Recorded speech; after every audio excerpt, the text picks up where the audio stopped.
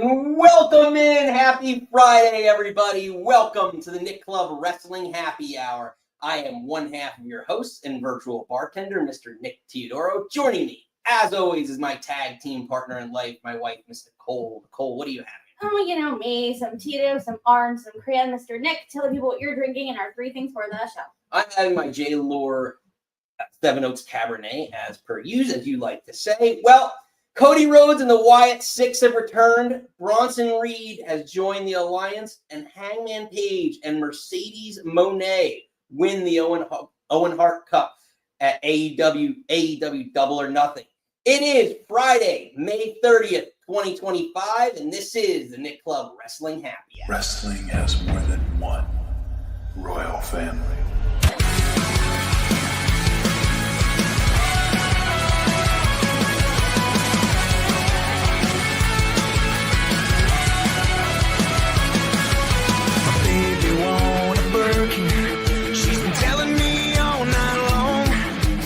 Gasoline and groceries, the list goes on and on. This 9 to 5 ain't working. Why the hell do I work so hard? I can't worry about my problems. I can't take them when I'm gone. 1, here comes the 2 to the 3 to the 4. Tell him bring another round when he's let it go. 2 stepping on the table, she don't need a dance floor. Oh my. Someone pour me up a double shot of whiskey. They know me and Jack Daniels got a history. There's a party downtown near Fifth Street. Everybody at the bar getting tipsy. Everybody at the bar getting tipsy. Everybody at the bar getting tipsy. And welcome back in, everybody. Happy Friday again. If you are new here, welcome in. Smash the old like and subscribe. If you are a regular, you know we love having you. We already got regulars in the chat. Lisa! Our believers chiming in. Nikki, it's been almost a week since you've been here. It's been a week. But we're recapping the week. A very, very big week. Strap in, kids. In wrestling. Before we get to it all, let's touch on some of the things, or you want to touch on anything that we're not going to cover in today's show, because it was a very big week in the last 6 days. Oh, okay. For WWE and AEW, but specifically, I guess, the NXT, TNA. Oh, okay. So we're doing that first. So quickly, I was not expecting the 2 title changes that happened on this past Tuesday's NXT.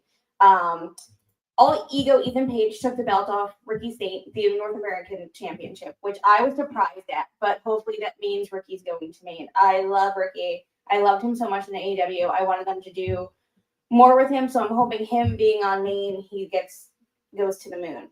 And one that I don't think anyone at all was expecting was JC Jane took the Women's Championship off of Stephanie Becker, which I think everyone, even the announcer, kayfabe or not, but apparently they did keep it very tight-lipped backstage, but didn't announce that she won. So those are ones that I'm expecting. And again, the rumor is for Stephanie to go to Maine, or go to Raw after Worlds Collide. I'm thinking she's going after Io Sky. And then, very upsetting, at Battleground, our beloved, you know him, you love him, Joe Hendry, America's hero, local hero, lost the belt to Trick Williams. Say his name and he appeared. I believe. Not anymore. Even though I'm very sad he lost the belt, I think it's going to bring a lot of NXT eyes to TNA. I also love that, the promo that Mike Santana came out and cut on him. I really like Mike Santana. Again, I wish AEW did more with him and Proud and Powerful, but those 3 title changes, I think, kind of shocked the world. A TNA World Champion, an NXT wrestler, a contracted NXT wrestler, WWE wrestler, whatever you want to call it, is TNA World Champion. That's pretty crazy. But I guess I shouldn't be surprised. We shouldn't be surprised with all the crossovers going on that eventually something like this would have happened. But I'm a little surprised it's the world title. Josh. Oh, what's up, So, Josh? like, the TNA belt has changed hands in NXT, obviously TNA, and AEW. That's pretty crazy. Yeah. A lot of crossing over. A lot of crossovers. Yes, I know we don't necessarily usually cover TNA and NXT because there's just not enough hours in my day. But I just wanted to shout out those three things. Yeah, no, a lot of news, a lot of wrestling news happening this week. In WWE, AEW, TNA, a lot going on. But we'll get to as much as we can. If you want to talk about that, call in at the top of the hour.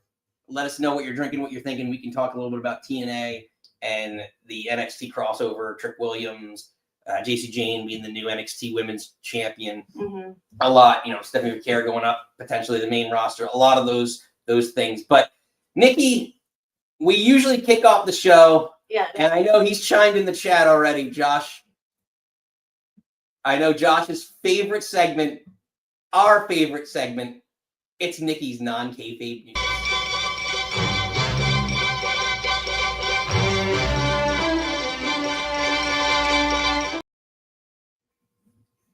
Josh, for you, I'm keeping it quick. Because we kind of debated back and forth, even talking about this, because I know Nikki's news is usually a little negative. This is a little negative, but a lot of positive. I think everyone's beloved announcer, voice of our childhood, Jim Ross, announced on the 15th that he had colon cancer. On the 27th, he went in and had successful surgery. He was already walking up and walking around after. He was tweeting out and talking to Conrad and basically said he was ready to kick cancer's ass. And his goal is to be on comms for All In, which I said wrong on our podcast or whatever week it was. It's All In first, then All Out. I think I reversed that, but again, it's in first. But he's determined he wants to be on commentary for that pay-per-view. So all the things that this man has gone through in his life, and he keeps trucking, and he's like, I'm not retiring, I'm not slowing down, I'm gonna be. They don't make them like they used to. No, Jim Ross. Jim Strong. Seriously, that's damn slobber knocker. I know. So it's sad that he's going through that, but he's so fucking positive and just ready to go in and kick it. If he already had him up walking around, he's determined that he's gonna rehab strong because he's really he's going to Texas. And how do you not JR in Texas? Come on. Oh, it would have been nice to have JR on that Hangman Osprey match. Yeah, because I think that's really initial. The plan is to have him come in and do comms for the big for the big main events. Yeah. So sending all the positivity and good health to good old JR. Yeah, no, for sure. I mean, again, he's arguably the greatest to ever do it. You can talk about him, Michael Cole. Some people say Gorilla Monsoon. Oh, Grill and Bobby. Yeah, but I mean, these are the play-by-play. So again, he's the voice of our child. He's the voice of the Attitude Era. Definitely Mount Rushmore for sure of announcers. That would be a nice one to do. Oh God, Mount Rushmore. No, episode, but I don't know. If you grew up like us in the '90s, watching the Attitude Era, watching Monday Night Raw, my God, Joey Styles. I can't. I know you guys are ECW kids, but sometimes we fell asleep watching ECW, and he literally I jumped out of bed because he was screaming. I was like, "Get this man off my TV and put it in the morning." But yes, happy to hear that JR is doing well. Exactly, and one of the legends of all time. So you want to see them on the mend. Nikki, is that a wrap for this week? That's a wrap. We're keeping it short. Want to keep Josh even killed tonight.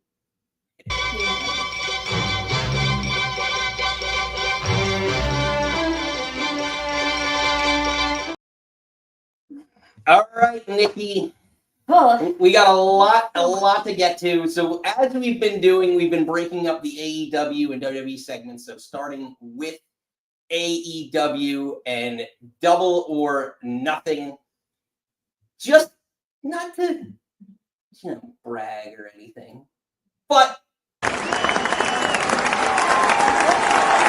little victory lap here, going 8-1 in my AEW Double or Nothing pick. So what is the one that you got wrong? We both got the Death Riders. Okay. We both picked that. Mm-hmm. And then I picked the Paragon. Okay. Yes. I was making sure. I was like, yes, because you picked with your heart again.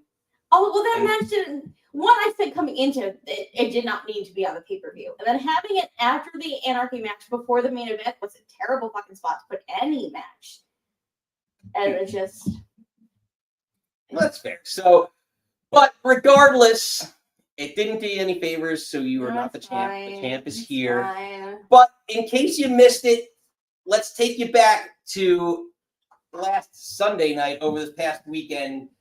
If you didn't catch it, AEW, some of the highlights from AEW Double or Nothing.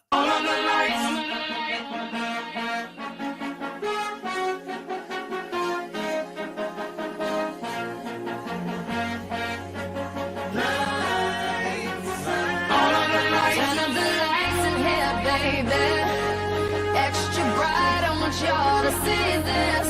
Turn up the lights in here, baby. You know what I need. Want you to see everything. Want you to see all of the lights. Fast cars, shooting stars. All of the lights, all of the lights. Until the singer says it really are. All of the lights. If you want it, you can get it for the rest of your life.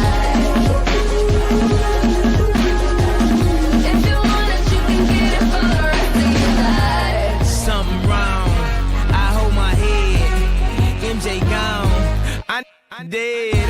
I slapped my girl. She called the feds. I did that time and spent that bread. I'm headed home. I'm almost there. I'm on my way, headed up the stairs. To my surprise, replacing me. I had to take him to that ghetto university. The lights, cop lights, flashlights, spotlights, strobe lights, street lights. All of the lights, all of the lights.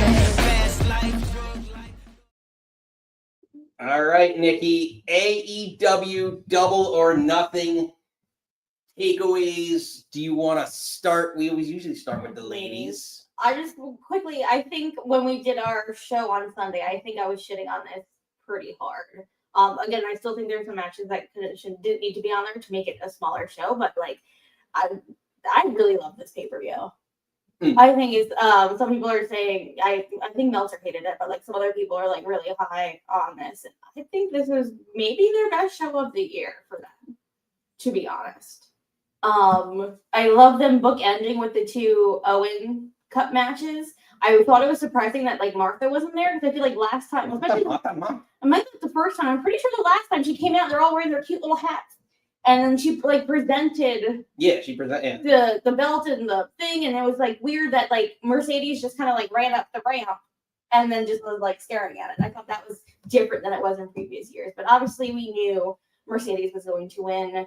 I think I liked her and Jamie match. It's hard because it was like great sequence, and then a little sloppy slop, and then like great, and then a little slop, and it's just like, oh, you could be so good, and I don't know if I need to like slow down as Mitchell, but she is really fluid, like with especially like her submissions, like her ground like chain wrestling.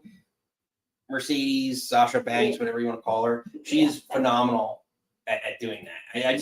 I feel bad like for Jamie Hayter because Jamie Hayter was one of the stars that they were building up. I would consider her a homegrown, star, and I just don't know. Again, it doesn't come as much of a surprise to either of us. We both picked Mercedes in this match because they've been trying to set up that Mercedes Tony Storm match forever now. So you knew this was coming. I feel bad because like I don't think Mercedes needs to be a double champion or triple or whatever. However many belts she's gonna have because now they're gonna give her the Owen belt too. To parade around with for a little bit. Like I didn't think she could win the tournament, all right, but I don't think she needs to be a double champion. On there. I don't know. Let us know in the chat. Like, what do you think about Mercedes Moné winning this tournament? Like, was it the right pick? Do you think Jamie Hayter was a better pick? Was there someone else that could have been in this tournament? Like, I mean, Willow was in Anarchy in the Arena. Could Willow Nightingale have been one of those? No, she did that already. I want them to circle back to. What's up, Stack? Hey, I want them to circle back to Tony Jamie. I don't think they will for a while. I just think it's obvious that they were going with Mercedes. I don't know if you want to briefly talk about their promo, or No, you can kind of you can bundle that up into this. Okay, I'm gonna pivot. So that was the main event of Dynamite on Wednesday. It was the promo off, and I was like waiting for like Tony, because to me Mercedes is not great on the mic. Obviously, incredible. I was waiting for Tony to just like kind of not, I don't know, do a better promo, because she's done so many better promos, and I was like, did she dumb it down to like not blow Mercedes out of the water? But again, they kept reiterating, and there was a guy holding the sign right on hard cam. It's 45 days till this match. 45 days. Yeah, it's a lot. It's a long time. Like, he needed to. And even told me like they ended the show dancing at each other. Like, it's so dumb. Why are you dancing? Yeah, and they were Like, like again, she you was have plenty doing of her time. CEO dance, and then Tony was doing it back, and then Tony flopped on the ring, and then she does her swimming thing. But I was just like, okay. Like, Yeah. I don't know. Just, again, they have 45 days to reel me in. Yeah. Josh doesn't say that. That's compelling storytelling when they winning another accolade. No way. Yeah. I know Josh. I get it. On top of the trophy, they're making up money off Owen's name. You know, Owen is amazing AEW. Yeah. Well, I feel like Brett introduced the first AEW world title. I think that's the only real connection they're trying to keep there. But yeah, it's nothing. Well, they did, like, Tony got the okay from Martha. Like, a lot of his, like, I would think majority of, or not, if not all of the proceeds from his merch and stuff go to his foundation. So I don't know. Again, I'm sure they're making money somewhere, but I'm hoping, trying to be calm on him, that it's going to his charity. Right. So again, that opened the show. It was a phenomenal match. Mercedes and Jamie Hayter, with Mercedes going over another roll-up or small package. What else is new? As you go through the middle, before we get to the bookend, I guess the middle of the card, anything in particular that stood out to you? I'm a little, I guess, again, we'll get to the main event, incredible, but I guess maybe a good match, but underwhelmed, because we were like, oh, Mariah's going to come back. And if she doesn't come back, then she's going to WWE. I thought during the FTR Garcia Nigel match that something would happen there. No one returned. No one turned on each other. Like, it was a fun match. I really like all four of them in the ring. I love FTR being like, chicken shit heels. I love that, but it was like nothing really happened. And then, like, we had the brief, which I called, that Hook came out, but then had like a weird thing with Joe, and then just walked away. But there was no like. Well, yeah, that's the biggest thing. Like, turn they use like Hook. What are they gonna do with Hook? Are they gonna like make Hook his own? I think he's gonna feud with Joe, because it's like, you replaced me with Hobbs. But there was no. I guess maybe a heel Hook would be interesting. A heel Hook. Yeah, heel Hook. I was gonna say, isn't that like a move in hockey? You heel hook somebody? No, it's hooking. Not heel hook. Okay. Isn't that I thought that was a thing. Never mind. But maybe we're just so used to Tony like overbooking stuff. I thought we'd have a return or a debut, or we'd have something happen, and we really didn't have a thing happen. Yeah, but there was no crazy angle. It was very. He could have cut out like I think Okada's Speedball was a fun match. Didn't really need to be on there. Paragon match definitely didn't need to be on there. Yeah. But I think overall, like, probably their best card. And if you want to get to the main event, I absolutely love this match.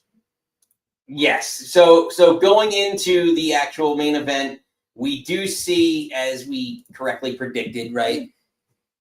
Hangman Page is the winner of the Owen Hart tournament. Boy, shit. So Nikki, again, we rewatched it today because I wanted to take a deeper dive into it. And overall, I think it was the right decision, right? Like, if you're going to have someone go through this tournament and ultimately hopefully take this belt off of Mox, it should be an AEW homegrown guy, and I consider Hangman probably the next. Like, yeah, for sure. I mean, you look at He wasn't the quote unquote pillar, but like a Darby or an MJF but he's one of the top guys. I think him, you could argue Swerve. There is a lot of layers, and as we go into what they talk about on Dynamite, you kind of touched on it with the Mercedes stuff. But there's so many layers to what you can do with Hangman in this storyline because you have the Young Bucks, right? Which I honestly forgot about. Yeah. So when Swerve came out and showed that, I was like, "Oh my god, I completely forgot about that." Yeah. So you have the whole Young Bucks angle, right? Mm-hmm. Is he a lone wolf on that angle, right? All his history. Now he's going to have history with Ospreay. Now he has all that history already with Swerve. So and with Mox. Yeah, and with Mox. So and the idea too, I told you this earlier, I love the thought of this being a catalyst to turn Will Ospreay heel. And I think that might be what gets Ospreay to the next level in AEW and gets him over that much more. Just the layers of the stories that you can tell with Hangman as the winner of this tournament over, Ospreay's a great wrestler, but him being a great wrestler is not enough. And that was his whole story. It's not enough. And now Ospreay maybe has to realize, you have to dig deeper and do darker things. Like the whole, you've seen the whole storyline that they told with the screwdriver with the Callis family. So like that same idea, right? Like taking him to a darker place because he's lost out on it. I don't know. I really love the idea and just the different directions that they can go with Hangman here. But yes, I don't know. I know this is not all our regulars' cup of tea, but Yes. it was a good match. I'm excited. I want to see Hangman redeem himself. And I really that promo package that they showed for his entrance, loved it. But we can move on, my love. I know no one's. But again, it was a great pay-per-view, arguably one of their best of the year, if not the best of the year. Mm-hmm. Strongly suggest you kind of go back and take a look at that. But that was the middle, sort of bookend, almost the end of the weekend, right? Sunday night. That was Sunday night, right? Oh yeah, because I watched Battleground Monday. Yes. So we're gonna take you back a little bit back in time to last Friday night. Nikki, yes, they're back. Our favorites, some of our favorites, the Wyatt Sicks. OG regulars. Yeah. Friends of the show, Uncle Howdy and the Wyatt Sicks are back.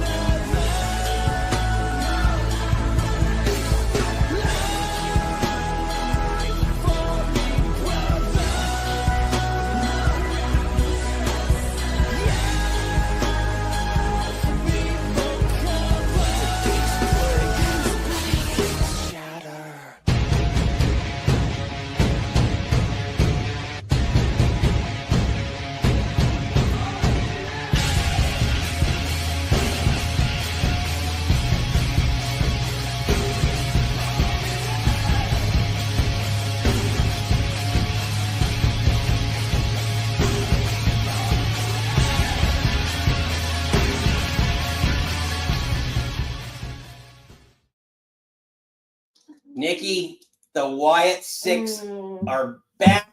Yeah. We waited. I feel like it's been over 100. They had a countdown down like Twitter or someone. It has to be over 120 days or 150 days. Apparently Bo Dallas got injured, I believe, in December. So whatever December is coming. Yeah. Just again,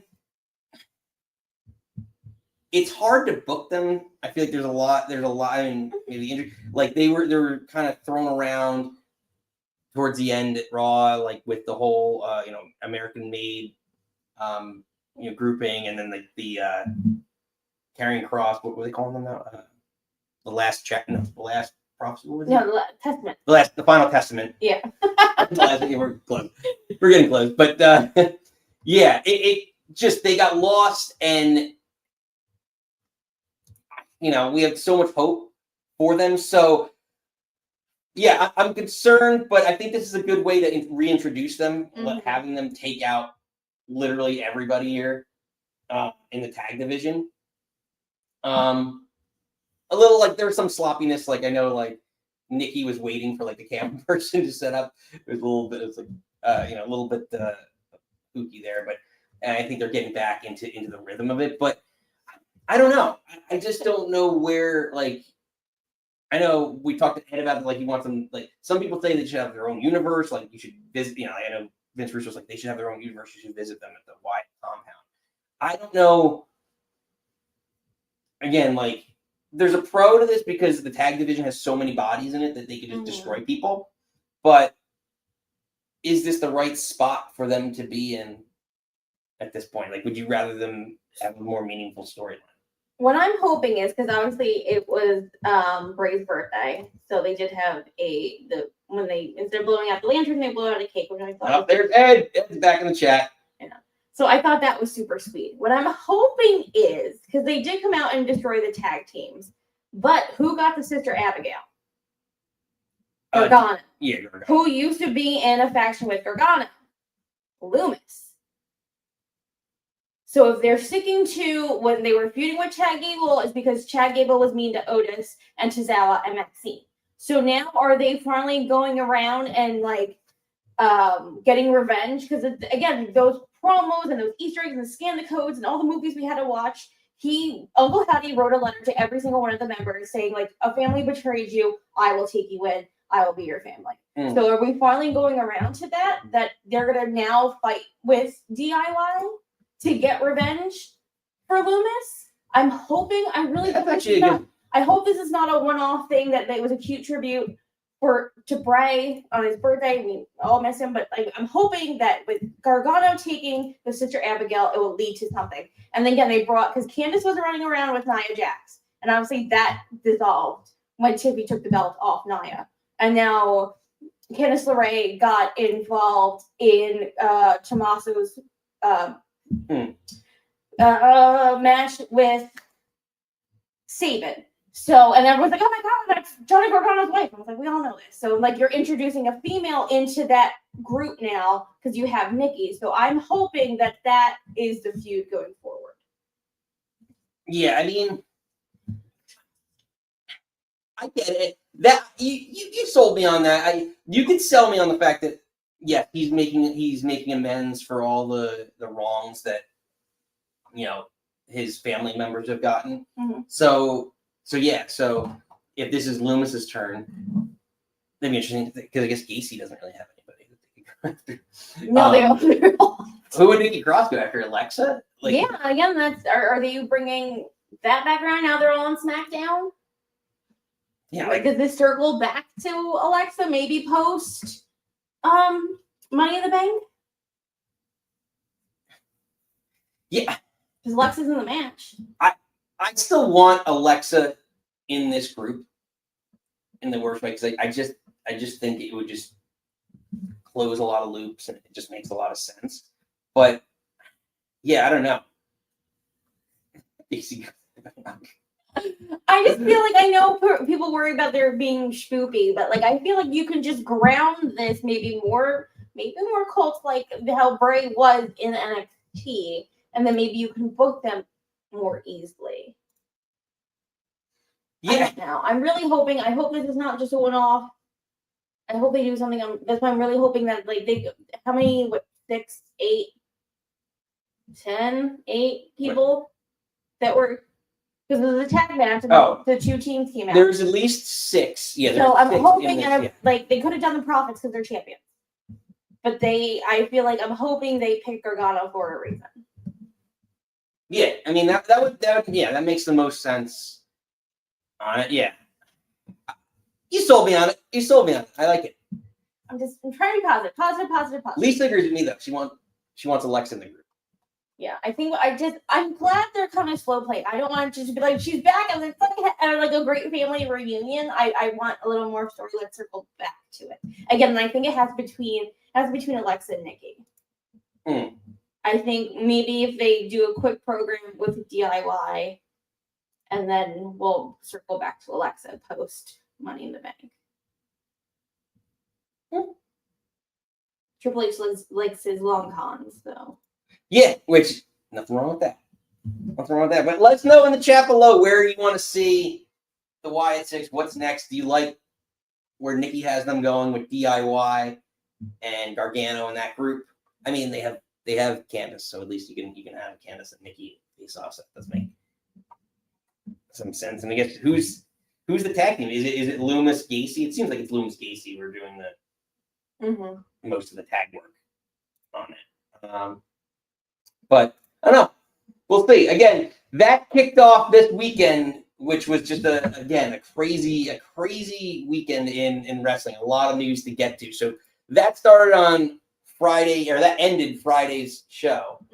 And then we bleed in to Saturday night's main event, Nikki. I love that music. I love the music so much.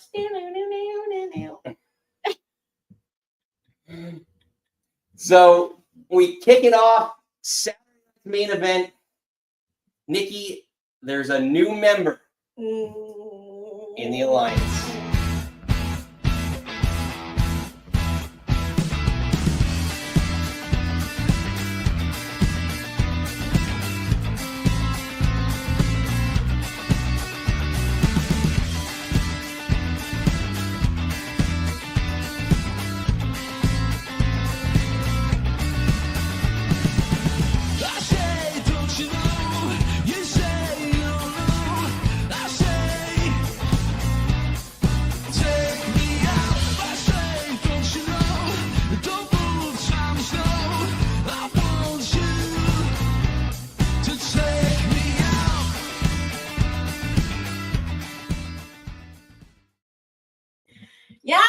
Nikki. Yeah. Bronson Reed Love joins it. the Alliance, the Vision, whatever you want to call them. What are your thoughts on Bronson Reed joining the Alliance? I love this. I love it. I'm here for it. I really love this stable. And we kind of like talked about it, called it that he would join this group, and then it was like, oh, you're having two heavies in it. But I'm like, I think Bronson Reed is more the maybe heavy of the group. Because I also think, I don't know, it maybe doesn't make sense, but I think like these names are gonna kill me.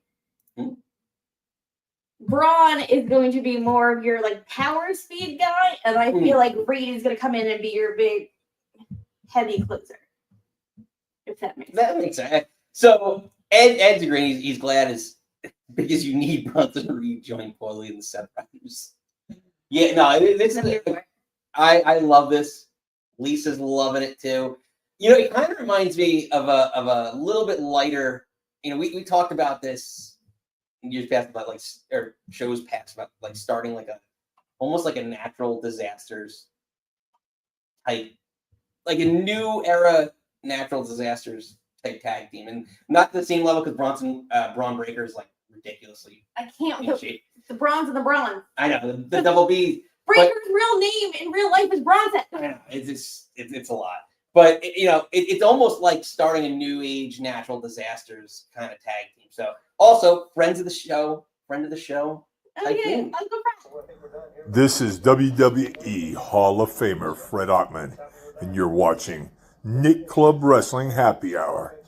Yeah. Yeah, make sure you hit the old like and subscribe. Don't disappoint Uncle Fred. Yeah. But yes, ultimately, like to me, this has so many, and we were talking about it earlier with Hangman Page, and we were talking about the layer and the ability to like even the segment where like when he joins up with him, he goes face to face with Braun Breaker, and this part where he's about to attack him and like setting up that potential match down the line. And here's the thing, this group is a heel group, right? You know how I feel about faces and heels. So this is a heel group, but Braun Breaker is still getting all the barks and the face cheers. And what I think is going to eventually happen is just like what happened with Evolution with Batista. Batista organically got over as a heavy. Just like Jacob Fatu in the Bloodline was getting over as a heavy. Braun Breaker is going to get over as a face as a heavy, and putting Bronson Reed with him gives him another out and another feud that you can set up along the way organically within this group. As ultimately Rollins probably wins the world title, as Braun Breaker tries to get to the world title, and that's a story you can tell beyond just this group. And that's what I talked about, like the whole point about like putting Heyman with people, Heyman with Rollins is to get other talent over. These are the two other talent that could really get over it. And like Braun Breaker was going to be a main eventer, but now you can put this storyline in where you can make him an organic face. He's just a machine, and he's got to overcome this 350-pound bodyguard just to get to Seth Rollins, right? You know, in his trip. And again, that's a story that you can tell 6 months, a year down the road, Royal Rumble, whatever. There's so many different layers to adding Bronson Reed to this group. I'm sure that will be the end of this, but I want this to. I would give this 6+ months. Like we're just got we're a month in. Steve, you can be the new Taskmaster. Lisa said this is this generation's evolution. Yeah. Also, where is Steve? Yeah, who knows? I have a bone to pick with you, Steven.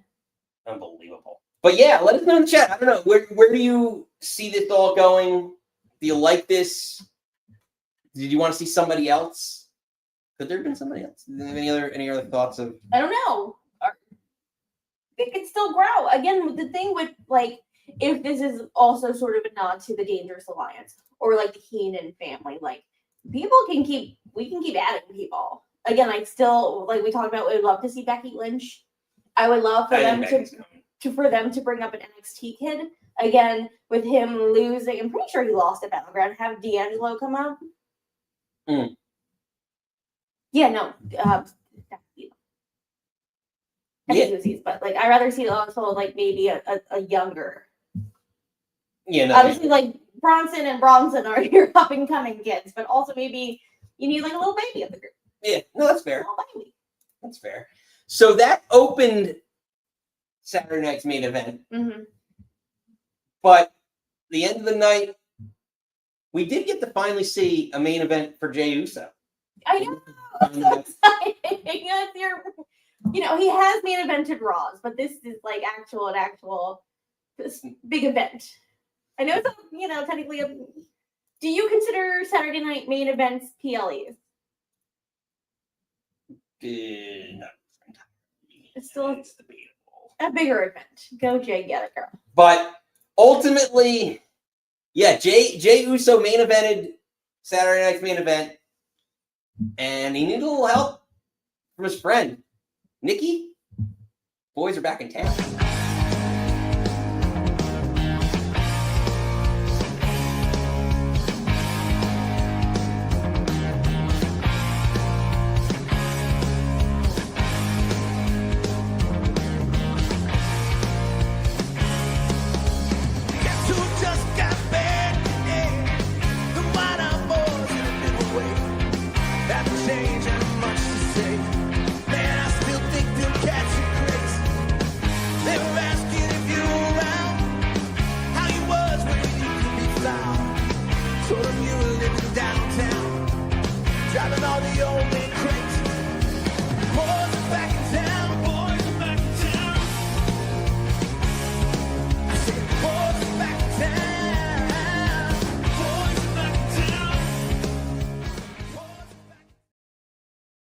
Nikki, boys are back in town.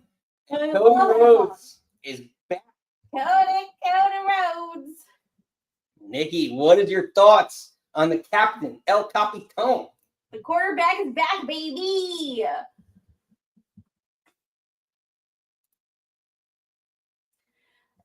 I don't know. It's not the Freebirds Cup.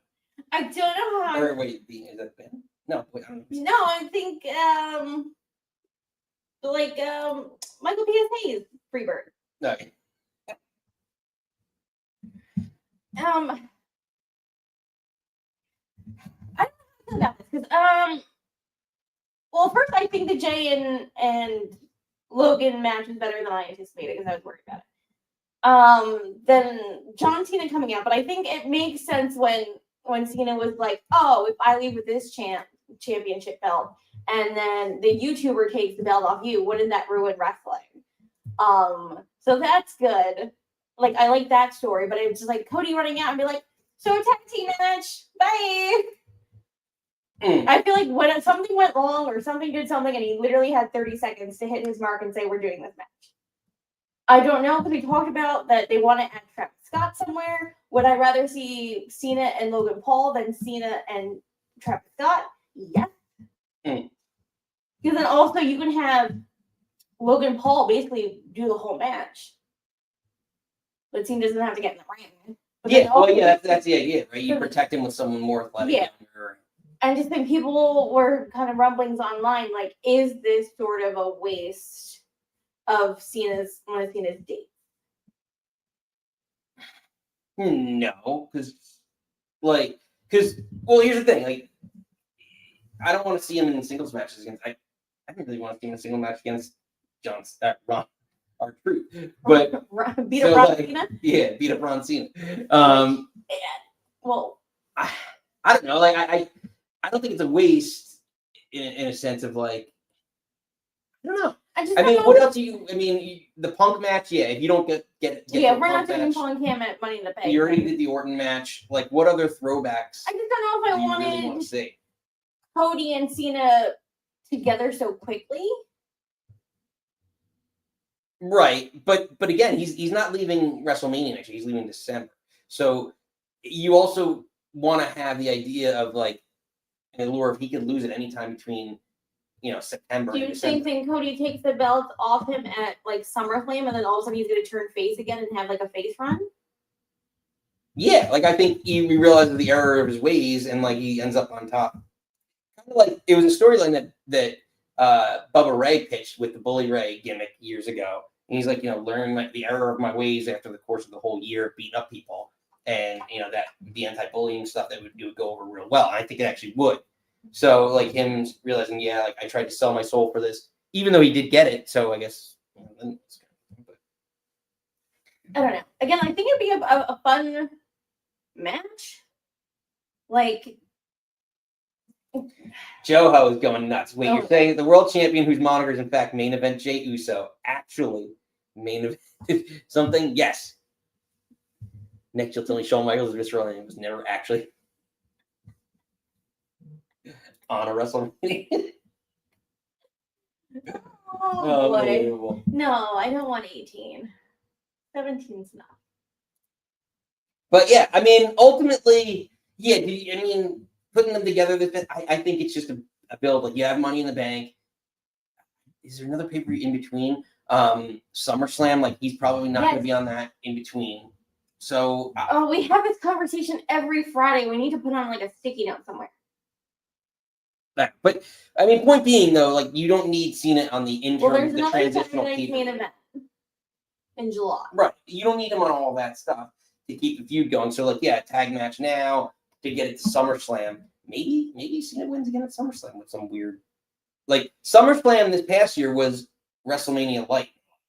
So maybe they do the exact thing and they double down in a different fashion. Tonight, MetLife. Cardi B finally be hosting. Yeah. I don't know. I really don't want SummerSlam to be 2 nights every year. I really don't. No, me either. But I don't know. But let us know in the chat. What do you think of Cody Rhodes' return? Were you happy with it too soon? Should he have waited another month, maybe for Money in the Bank? Or do you think the timing's right and this tag match will pan out nicely? Will it get over? Will it get Jay more over? Will it get Logan Paul more over? I don't know. But let us know in the chat below. We got a bunch of new people chiming in here. Well, when it's 30, Steve Ed or somebody, because Jay's supposed to fight, because that was a promo on Raw that isn't next. When are they in Phoenix? It's supposed to be in Phoenix. Actually, I did watch that last night between Cody and Brandy. I love them. I love their love together. You know me and wrestling couples. But they're just like sort of like, I feel like it's sort of like me and you, how like we sort of shit on each other a lot, but they're just like, it's all like out of love and like out of just like we love busting each other's balls. And I feel like that's what they were doing. And I was just like, I don't know, but then Jay's supposed to fight Gunter.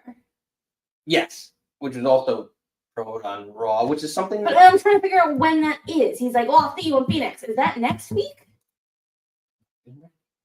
I think it is. It's soon. I think it might be Monday. It might very well be Monday. But we're not talking about this Monday.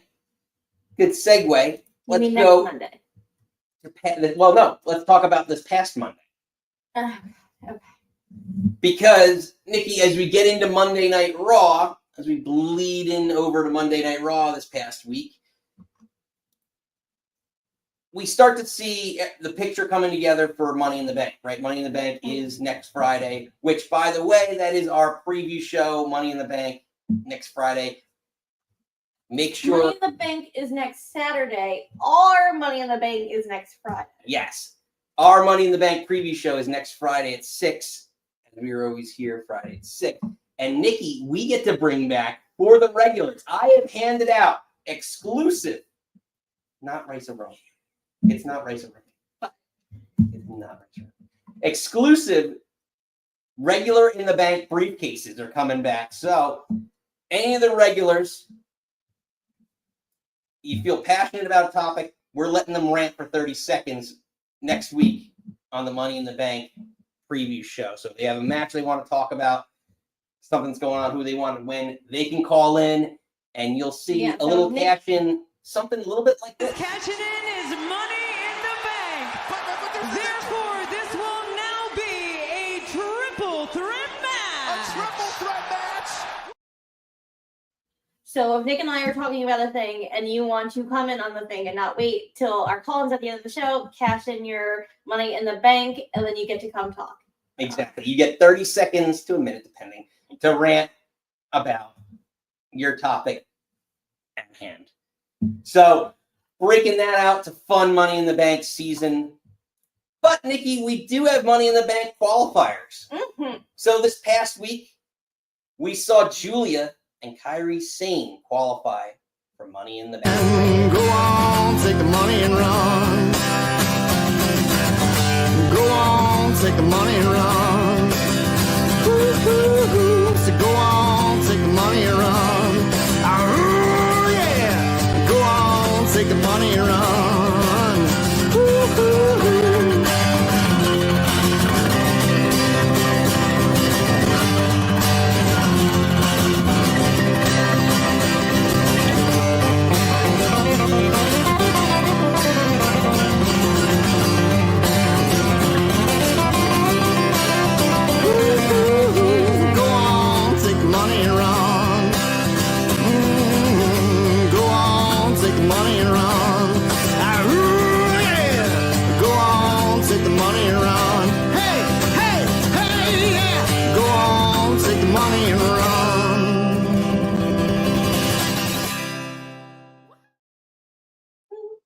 All right, Nikki, we'll start with the ladies. Yes. Giulia and Kairi Sane qualify for Money in the Bank. Last Friday, we go back to the triple threat match where Giulia comes out on top over Charlotte. Any thoughts on Giulia? I feel like it makes sense. She's your new hot star from, obviously, we'll start on Marigold NXT. You're bringing her up, putting her in the match makes all the sense in the world. I don't love her pinning Zelina. She's not pinning Charlotte, but there's a gazillion other people on your roster to put in. Again, the B-Fab, Michin match, they didn't need to fight Piper and Alba. You throw Michin in there. She gets pinned every other week. You're pinning your champion for an opportunity at the bigger belt. I don't love that. You have a million girls on your roster. Pick somebody else. I'm a little surprised. Yeah, that's a fair point. I'm a little surprised that, I thought it would be between Giulia and Charlotte. I'm surprised because I said last week. She week. just won the Royal Rumble. She doesn't need Money in the Bank. No. She doesn't need it. I agree. But my thought was that, again, they're loading up both Money in the Bank matches with all their stars. So to me, I thought putting Charlotte in there would make sense just to add another name over Giulia. I think Giulia makes sense. Again, she's an up-and-comer. So it makes a lot of sense. So then it begs the question, at least with the match from last Friday, what is next for Charlotte Flair? Because now she presumably is out of Money in the Bank. I still think she might get into it. We talked about like the play-in extra round, like her, maybe Chelsea, someone else who loses the triple threat has an opportunity. But like they had the kind of flirtation of a feud with Alexa to some extent. So maybe that's what's looming. But where do you see Charlotte going? What do you think, Nikki, is next for Charlotte Flair? Can I say I don't care? I know I Joseph, another plus. I know I feel bad. I don't want to but I don't. I loved how in this promo Tiffany was like, "You're too vintage. You're a little too vintage." And like I think Alexa's a year younger. I think Charlotte's like a year older than me, and I'm just like, oh. But I love her saying that. But it feels like Charlotte needs it's time. Like, I feel like eventually Becky's going to put over Lyra and do a thing. Can Charlotte put someone over and do the thing? Yeah. Do you think... Well, she put Tiffy over, technically. Girl, she broke her tooth and tried to screw her every step of the way. I don't think she put Tiffy over. I think Tiffy put Tiffy over. Like, honestly, looking back, do you think she put Rhea over at all? No, Rhea put Rhea over in that match. You got Ed going. I mean, I don't know. I just think she could still put over someone in a feud. I just don't. Yeah, like who is she going to pick? That's what I'm trying to figure out. Is who's on the roster that she could have a feud with? Does she go to the mid card? And does Alina get a? Yeah. Not gonna happen. Does Alina get over the U.S. title? Like, does she go to Raw and maybe be in the inter? No. Well, Becky's there. But like, could she help spruce up the mid card a little bit? Maybe, or like, dare I say the tag titles at some point? Who would you tag it with? I should find somebody. I just feel like you could, if she was like. Again, I feel like eventually Becky is going to put over. I think Becky will take the belt off Lyra and then put her over to win it back. That's my feelings. But also, I thought she was going to end it. But I feel like Becky is going to put people over. I don't get the same vibe from Charlotte. Because her opportunity was to do it with Rhea and then to do it with Tiffy. And I don't really think she helps either of them. I think the crowd was just so Team Rhea and so Team Tiffy. Like, we basically turned Tiffy face. I mean, basically turned Rhea face. That's true. But, yeah, this was one of the matches, again, that happened on SmackDown where Giulia does qualify, and then ultimately it leads to Raw where Roxanne Perez costs Liv Morgan a spot in Money in the Bank. So, because Steven said she's not in a match, but I thought this was a qualifying match.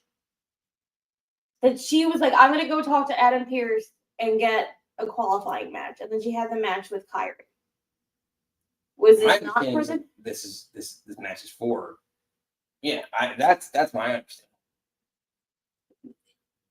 What's incorrect? You're incorrect or we're incorrect, Steven? Someone Google, because I tried Googling it and I'm just like, it's giving me stuff from like a week ago. But regardless, still costs Liv Morgan a match.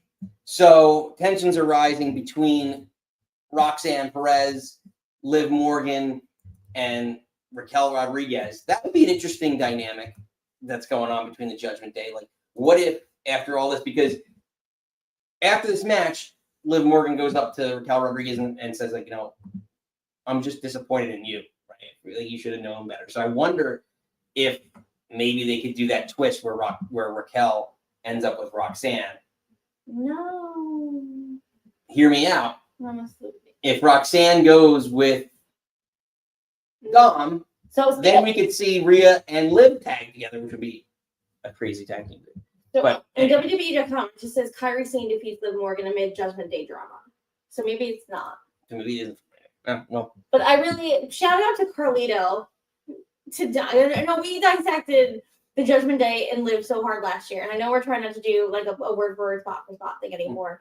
But when Carlito looked at Tom and said, "You need to stop eating her chicken nuggets," I lost my mind. Yeah. But like, I wanted Carlito and Yeah, I know. It doesn't look well. Well, actually, Freaking hard. well, no. Carlito could go with Raquel after, if Roxanne's with Dom. That would be an interesting twist, like taking everything away. But again, so that's the women's side of Money in the Bank. Let's head over to the men, where, hopefully I'm factually correct, 3 men qualified: Seth Rollins, Yes. LA Knight, Yes. and Penta. Yes. All have qualified for the men's Money in the Bank ladder match.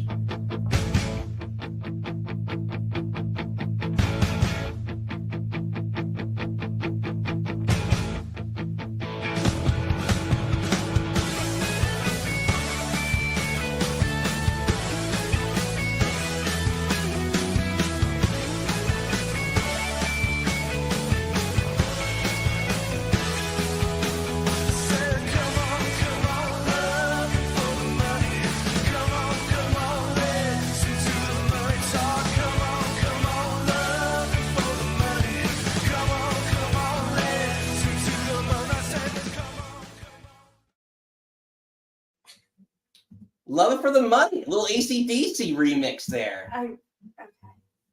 No? I don't know. I feel like you're like, oh, you know the song, but then you play a weird cover of it. Then I feel like I don't. Yeah. Well, yeah. Well, that's the bar theme. You got covered. We can't afford the real acts. I can't get AC/DC to play here. Well, we know sometimes you shell out the As much as I love you, I can't afford AC/DC on our budget here. But Seth Rollins, LA Knight, and Penta qualify for Money in the Bank, for the men's Money in the Bank ladder match. Any thoughts, Nikki, on those? We're gonna see a crazy Mexican destroyer off a ladder. Yeah, Penta's getting a hell. I mean, poor Ray Phoenix. He gets put into booking prison by Tony Khan, and then he comes over. No, they're gonna put them back together. No, but Penta's getting a lot of push. If you were the first to sign, you're gonna get a lot. I know, but I know. Didn't we have this argument last time? But I was like, I think everyone says that Ray's a better wrestler. I don't like. I want to keep calling him Phoenix because when I say Ray, I think Rey Mysterio. But I think everyone was like, "Oh, Phoenix is a better wrestler," but I think I prefer Penta. I feel like Ed and I had this discussion like months ago. Yeah, Steve, we got those. I got those on lockdown later. Those matches. So when we go into our SmackDown. Steven wants to run our production meeting. Yeah, Steven's fact checking. But on Raw, so we go back. So on to Raw. Seth Rollins does end up qualifying. Good match. Yeah, very, very good triple threat match on Raw. Seth Rollins does qualify for men's Money in the Bank, and a lot of craziness at the end. But I guess, are you skipping the other SmackDown match? well, I'm kind of bouncing around a little bit. Okay. But well, if you want to talk about the SmackDown match, yeah, go ahead, talk about the SmackDown. Well, I'm just saying, I really liked watching Shinsuke and Alistair wrestle, and I really loved him hitting the black mass so beautifully. LA Knight coming in like, what? And getting the pin on Shinsuke. I love that a lot. I love the ending of that match. So I feel like as much as I want Alistair Black in that match, I think LA Knight makes more sense. Yeah, I mean, that's the way that because Alistair he doesn't make sense for Money in the Bank. Yeah, I can't see him like walking around with a briefcase. Poor Shinsuke, I think is decent. I know, and I really love his like the new song with the remix of the song, him coming out in the samurai look, like and his eyes all makeup, like his presentation looks amazing. It's just like WWE doesn't do anything with it. But again, I think LA Knight winning this, the way he won it just makes more sense. And he's like, oh, it's not you, it's just business when he walks up. Yeah, I mean, and he's a guy that, as over as he is as a face, and I feel about faces and heels, he could carry the briefcase, and a heel turn for him with the briefcase, it may not even be a heel turn. And he strikes like LA Knight. I think it can be like a Drew McIntyre thing that like you're supposed to be heel, but everyone loves you. Yeah, exactly. I don't know.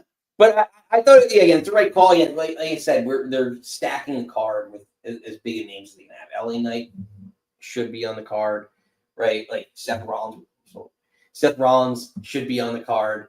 So you put them all in this match. Yeah. No, I think I'm excited about this Money in the Bank, but who knows how much longer we'll have them. Yeah, I know that is a. That's the rumor that went around that Triple H doesn't like Money in the Bank and might get rid of it. Well, bring it back to like a ladder match just for a one-off. I'd be okay with that too. Like, I don't need a pay-per-view for it. Put it at WrestleMania maybe. Yeah. Once a year. I'm okay. Or it's not like you know, or like, I don't know. But it's just someone walking around with a briefcase when you have really no intention of putting the belt on them anytime soon. It's just a prop that can get in the way of, storytelling, I guess. So it makes sense.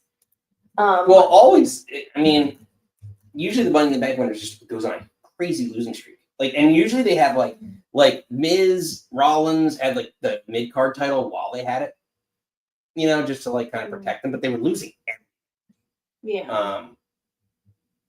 Like, seriously, they lose so many matches when they have a briefcase. Yeah. And it's just the idea of like that they could cash in at any point in time. Yeah, but we'll see what happens this year. But then Was that a Triple H? That's Triple H.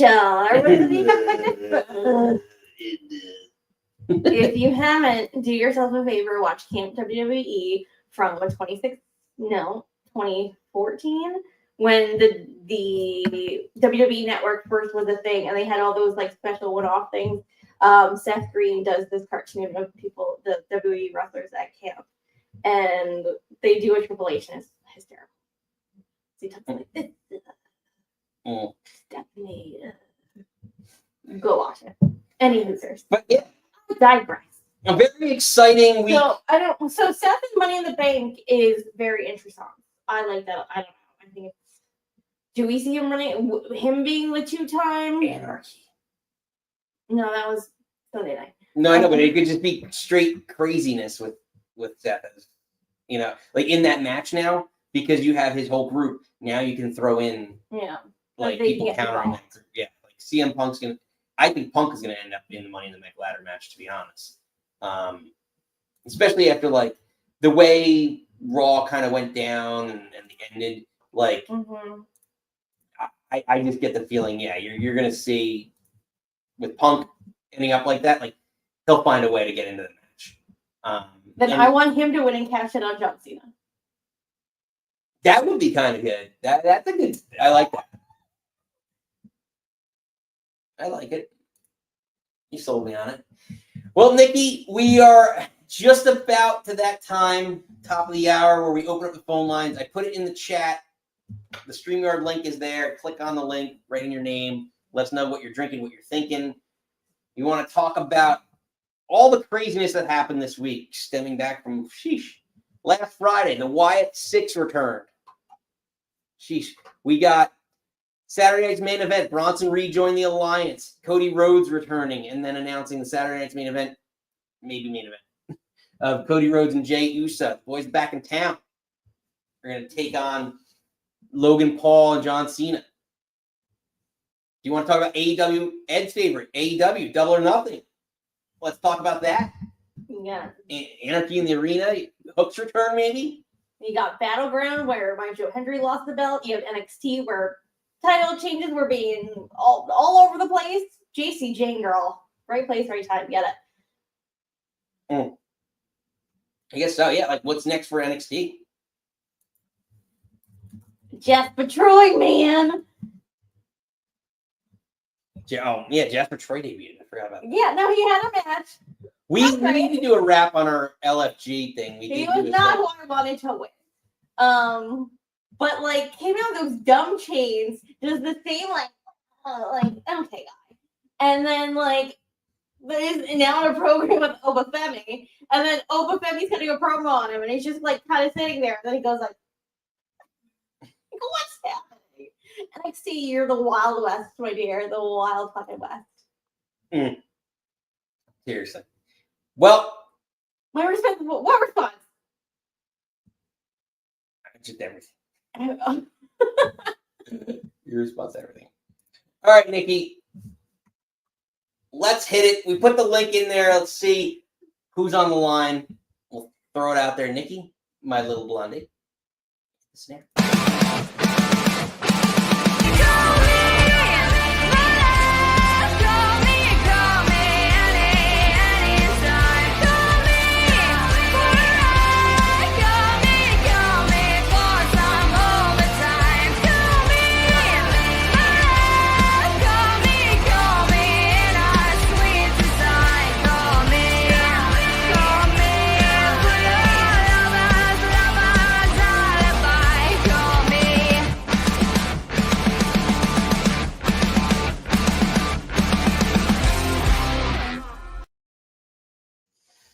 All right, Nikki, as the phone lines get going here. I know we didn't do your SmackDown before we get to callers. Or the quick, well, Steve Adam put it in the chat, so we all know what's happening on SmackDown with the matches tonight.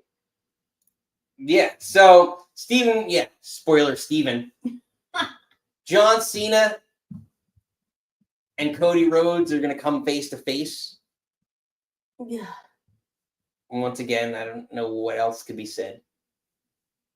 Well, you got 2 weeks, right? It's this Friday, next Friday, and then because again, we're already in June, basically. Yeah, I mean, it is pretty crazy that we're already in summer. Summer's here. Before you know it, it'll be July 4th. It was cold as fucking out, like swamp upstairs. But yeah, do you have any expectations of? I don't know. Something. I'm just worried that is this gonna weirdly set up like a 6-man tag? Oh, if But Travis if they win, if Cody and Jay win, I want another drunk press conference.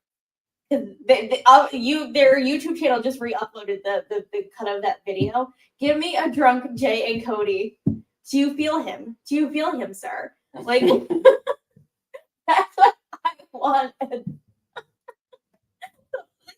Going to, but let's have them win. Or maybe they go and they still do a drunk promo. I'm here for it. I'm here all day for it. But I don't know. Promo. Yeah. No, we'll see. All right, Nikki. Yes. Got one on the line. Quickly becoming a regular. Let's bring him in. He's our friend from overseas. From the Weekly Steel Chair. Reese, how's it going? Hey. Hello, how's it going? Doing well. Happy Friday. What are you drinking? What are you drinking, friend? Well, I'm not drinking anything at the moment. But what am I thinking? Can time slow a bit because we're nearly in June? Yeah. But most importantly, I think this summer is going to be a very interesting turn of events for pro wrestling. I think this might be the most important summer for a long time. I think there's a lot. I think there's a lot for people to prove. I think this is a big summer, especially for companies in terms of a production value. I think that's something I'm actually looking forward to seeing because I think that's going to tail into a lot of aspects of the wrestling business, not just story wise. I'm talking about all facets are huge for the summer, and I think that'll tie in starting from hopefully from tonight and next week onwards, carrying on. I think everybody's got to be in that microscope now for the summer, and I think we're in for quite an interesting one if all goes well. Do you think it's because, when you say under the mic, because how so? So because of releases, why do you feel this summer's gonna have such an impact? Because of the way the business has gone the last couple months, or? I think we all agreed recently. There's some areas that are doing really well, and there's some that are perhaps being a little bit lazy or not focusing well enough. Whereas now they've got the full summer, there's a little bit more demand and a little bit more expectation that people are maybe starting to just question things more. And I think that's actually a good thing. So I think the more you question, the more people respond, and therefore people raise their game. So I think this is a great thing for the summer, is we get to see who actually listens to their fans. And I think ultimately that's why I think the fans win this summer. Mhm. Because at the end of the day, the first half of this year, I don't realistically think many a fan has won overall. Yeah. Right. Whereas the summer could be the turning point where we could all go, actually, no, this is what we've been waiting on, this level of excitement. But I'm eager to see how it goes. So that's what I basically mean. That's fair. I was also kind of piggybacking off that. I think that because you got obviously Worlds Collide next week with you're seeing like the AAA and WWE together, and then there's I believe another hidden door in this, and then you have Evolution, and then so many of AEW stuff going against NXT stuff, running places. And then there was the rumor that NXT was going to do the old ECW arena before AEW. That's true. That's true, yeah. That's signed, yeah. Like, there's always been there since AEW came, but I feel like now there's a little more. Because again, they were when NXT, like the end of Black and Gold was against AEW proper, but then WWE kind of backed out of that, and now I feel like they're back at each other's throats more. I agree, and I think that's what makes it unique. Yeah. In a way, and I think that's certainly what this summer's all about. I think this is going to be an interesting. I think you're going to see, not in the sense of you're comparing show to show, because I know a lot of people have been doing that on social media recently about which like a battleground or whatever is trying to do better than Double or Nothing. I was like, you can't compare the two. As much as people try, like one still classes a development show, the others are major companies like SummerSlam equivalent. So like, Yep. So the delusional takes have to die. Like the delusion has to die, but what must not die is the enjoyment of the fans. And I think this is something that's key this summer. Stop listening to people that are not going to say force your opinion, but don't be swayed by people who, because they've got influence, and listen to people that actually share your enthusiasm. Like, here's a big recommendation: listen to these guys. Like, enthusiasm right here. Like, this is what you want. You don't want some. I mean, I'm heavily critical, so don't listen to me. But we love your criticisms, though. Thank you. I'm always honest, but I think I actually have one important thing this summer, and I think this would be really good for the wrestling business, but it's not going to happen. Every single company must stop doing media scrums. Be nice. Because I personally think that's actually killing the fandom, and they're contributing to it, and they're allowing it, and they're enabling it. Stop enabling them. It's an interesting point. It's tough because you make the point of like it's the kayfabe point too. How like John Cena's interviews are very confusing to some extent too, because like sometimes right. Like you don't know if they're talking into like this cat. Are you talking in kayfabe or are you not talking? And then like they always go back. It's almost like a not plausible deniability. It's a double-edged sword. Yeah, like they always like. It's almost like they're towing the fence. They say, "Well, I was in character. Or I wasn't in character." Like whatever works for them when the media calls them out on it. But it's tough because like Cena was even saying like, I forget what interview it was, where he was just like, just like kind of stay along for the ride. But like he's like, I don't know. Like he's been calling out reporters left and right. Like he's like, just wait. I'm not going to give you because reporters ask certain leading questions, and it's like I'm not going to give them a storyline of what's next. So like, yeah, it's really tough to stay like the course. It's almost like watching like a Marvel actor, like whoever it is, Scarlett Johansson, like talk about any of the Avengers movies. And it's like, how are you gonna, not give away everything that's about to come? Absolutely. I mean, I've been listening to the show all night, and it's been brilliant. I think when you look at the, I would have chived in, but I've had other things in the background, so I've been listening the whole way through. So I've really liked it. I think I think each individual point made tonight, especially like Nikki, you keep killing it. I don't know why you're not in media, but like Nick, your way of presence, like on a point, explains why this is such a good dynamic. And I'm glad I found watching you guys. I'm glad I found that. So this is the thing. So this is why I'm saying, don't listen to. There might be people in the chat who might like these guys, but I'm gonna say it respectfully. If you listen to people like Busted Open, or if you pay attention to Fightful, here's a reality. They're going to kill your fandom because listen to the crap that they ask at media scrums. I don't want to know what your bloody Waffle House order is. Oh no! No, that's Nikki's favorite question is breakfast.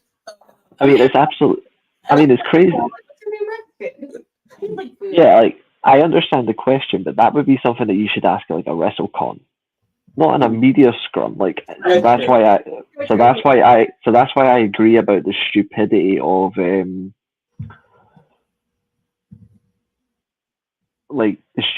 like how they act and how they continue to do it. And I'm like, Reese, I just you're enabling it. I just want to go at a media scrum. This would be the great, and just ask Rhea Ripley, like, what's your favorite food, and just have her respond. Is your little chicken tender slut? I mean, to be fair, I've asked her that question. I think, can I get some first? But I think that's the reality for it. But I think the biggest thing, and I agree, is the whole kayfabe thing. Like I just don't think it's like kayfabe died years ago, but they're trying to bring it back. But the thing is, you can't bring kayfabe back because we are all content creators. You can't have kayfabe when there's content creators. You have to physically kill us first. I'm not advocating you kill me. I want to live, but it doesn't work in 2025. That's why you've got to get rid of the media scrums. Unless you just talk like the financial business side of it, that's fine. But you can't talk about, oh yeah, by the way, Jay's so won tonight. He might have been snorting stuff, but we don't want to know what he's doing on the side. Well, let's see drunk with Cody. I want to see that. I mean, that's madness stuff. That stuff is wild. But like, I rather have more when it's like Jackie Redmond and Big E and Wade kind of like breaking down what happened. I don't need like the official like Triple H coming out with his glasses. They're like, we broke records because we suckered you all into paying more money. Like, give me if you want to be KPB, then give me Jackie Redmond. If you're gonna be like in the real world, then give me Triple H and his little glasses. I agree, and that's why I think they don't. That's why I don't often listen to like Jack Redmond and all that, but I actually prefer when they do it. I think they should just do those guys the reactions, because I think how you handle a scrum is important, or how you handle a reaction is important. And this is the media scrum here, the Wyatt Sicks media scrum. I'm so conflicted. Media scrum. I'm so conflicted by these guys. I feel like I've buried them twice in the past couple of months, unintentionally. Not as much as WWE. That's true, but mind you, you were in my show the other day watching. I did bury the Wyatt Sicks gimmick, but it's not out of insult or anything. It's just I'm always consistent to this group. It's like it sounds insensitive to say, but this group doesn't work with because Bray Wyatt is dead. Like, I know that sounds horrible, but it's true. Like, it's a creative vision. I feel like these guys can do something different. But what I like, though, is I love this moment. I haven't watched a lot of SmackDown recently, but I watched the highlights, and I did like this scene. And I'm like, that's how you really do it. You got to pay some sort of kind, respect, tribute. But I just don't think this faction works. But they're aesthetically pleasing. Mm-hmm. I just don't think there's anybody that has the true creative vision to make it work. Yeah. Well, that's the thing. Bray had such crazy charisma that Bo doesn't have that. And like to some, I mean, he has a little. Like, actually, honestly, I thought one of the greatest things, not to cut you off, but like one of the greatest that I saw in the last like 20 years that debuted and came up organically. Do you remember the original Bo Dallas? Yeah, Bo Leave, like that whole Bo Leave character. Yeah. you remember the original Kurt Angle? Like the original, like when he first came out, Kurt Angle, the Olympic gold medalist, like the first whatever it was month or so before Taz. Survivor Series 1999 versus Sean Stasiak. In the middle of his match, he went, "You do not boo an Olympic gold medalist." Yeah, it just the like running around the ring, doing all that stuff. That it brought it back to me, and I was like, "This is gold." And I don't know why they went away from it. That was such pure gold. I think, and I've got a weird theory, but I don't know if anyone else has ever said this, but I've believed this for a long time. I think they pivoted it purely because if you're doing Bo Dallas with all this Bo Lee stuff, you can't have the New Day at the same time. Because look how close, when he dropped the gimmick, how soon the New Day formed. You have Look how on separate brands, and there wasn't the brand split back then. exactly. See where you're coming from. Yeah. And I think having the same or similar type of gimmick, they would have been like, nah, because they have to push one over the other.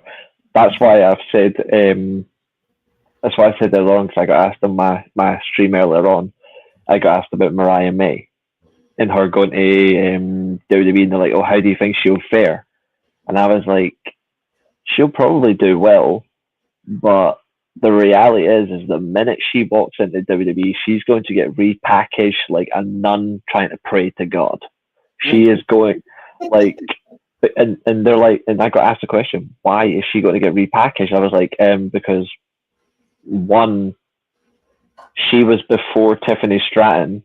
She had more experience than Tiffany Stratton, but her entire gimmick is more or less exactly the same.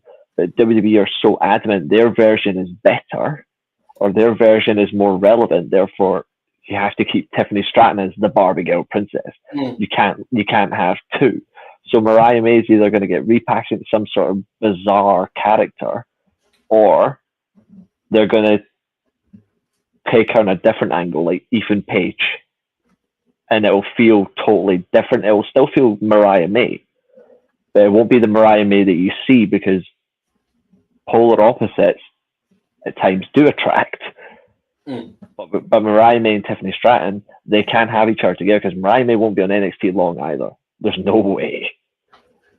I hope she gets it, because honestly, of all the people, like I was talking to Nikki about this earlier, I was like, I know her contract's like another year, but like Britt Baker's the one I want in WWE. But like, I feel like Mariah needs NXT so badly, because I didn't see that much character development with her, other than the fact that she was just like attached to Tony. Like that was like she was Tony's, like it was almost like the Mickey James Trish Stratus angle from X amount of years ago, right? Like it was a scene. Still one of the best angles, right, for women.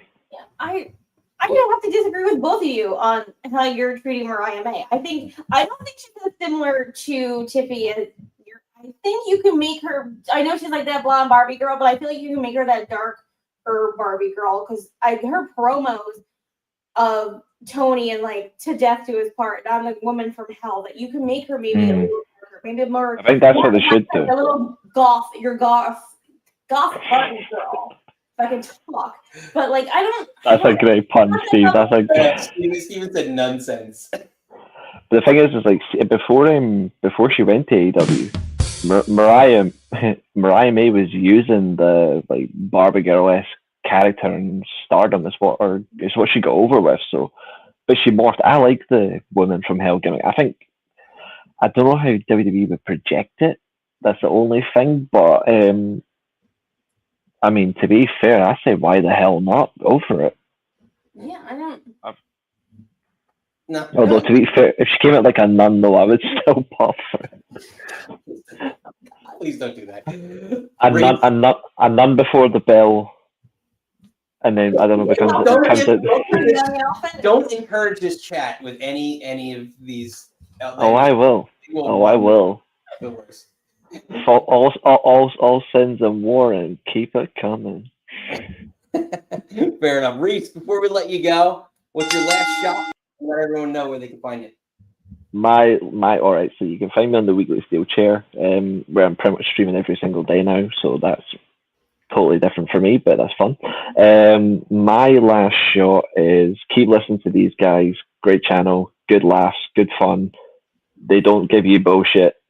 Sorry for the language. If you don't like it, tough. But the final point for me, essential and the quintessential, is don't follow the echo chambers. Listen to people that actually care, because that's where your fandom matches strongly. Well put. Love it. Reese, very deep Sir. wisdom. Well put. Cheers. Thank you. Ladies Love and to get gentlemen. you on the love to get you on the channel sometime. Yeah, we Yes. gotta pop on. We need to. We'll Hey. we'll talk. Yes, we will. Yes, we will. Cheers, Reese. Sir. Enjoy SmackDown. See you later. Reese, weekly steel chair.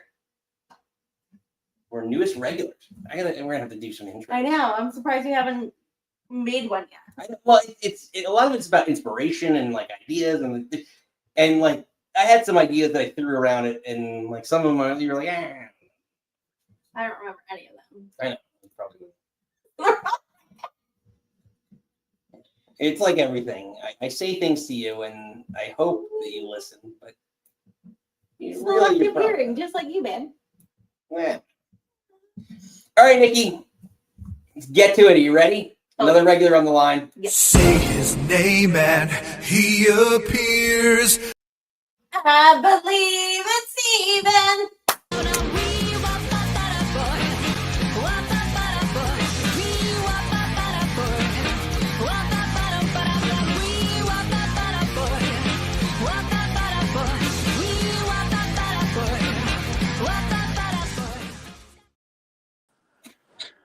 Steven! Hi. What do you mean you think it's me? That's my face in the circle. No one can see that. No one knows who that is. You're killing kayfabe. Killing kayfabe. I take you off the show right away, immediately. We are not big screening this. We're actually gonna put. You know what, Steve? It's smaller. You did this to yourself. You put Charlotte Flair on the screen. Hold on. Oh, do I well. put that?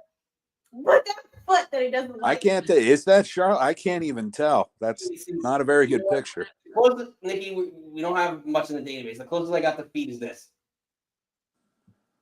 This is a picture of Liv doing that little turn thing that you have in the thing, and then Steve looked at the foot instead of the butt.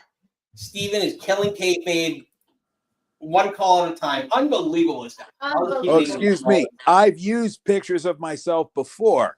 No one knows who. Unbelievable. You were killing kayfabe. I'm gonna get you a luchador mask. You're gonna get the American made. What's it? We're gonna make a new one for the show. Is it going to have the piece of metal already built into the forehead? Maybe. We'll see. That might cost extra. We have a very strict budget on this show. As you clearly know, we are ballers on a budget. Yeah. and El Stefano. Ooh, I like that. There you go. Don't laugh. I've had old Italian relatives call me that. So, hey. You're living the gimmick. Yeah. Oh, but yeah. So finally back. I missed the first half hour, so I don't know what you went over. What did we go over? Oh man. So what do you want to talk about? You want to talk about AEW Double or Nothing? Steve, Yeah, I saw. I have to tell you, because I saw while I was waiting for waiting in the airport for many hours, trying to figure out if I was actually going to be coming home today, like I wanted. I saw Meltzer's ratings. Wait, Steve, not to cut you off. Was that because of Newark, or is that because of like weather? Yeah, like weather. Actually, it was United said it was because of the bad weather they were expecting, but it's funny because one of the alternate flights they were offering me was going to land right in the middle of all the thunderstorms. So, yeah. So who knows? It was either that or, 6 a.m. or 7 a.m. tomorrow, or just hope for the best. Yeah, I blame those airports out there in Middle America. Josh. Also, I have a bone to pick with you, sir. You didn't tell me that you landed there in the first place. I just get a picture of you at the stadium. Unbelievable, this guy. I'm sorry, Mom. As you should. Everyone's on this podcast. You Theory. know, I sent you the picture from the ball game that clearly was not one of the New York stadiums and had a big C on the front of the stadium for Cleveland. listen, Steve. Listen, we are very concerned.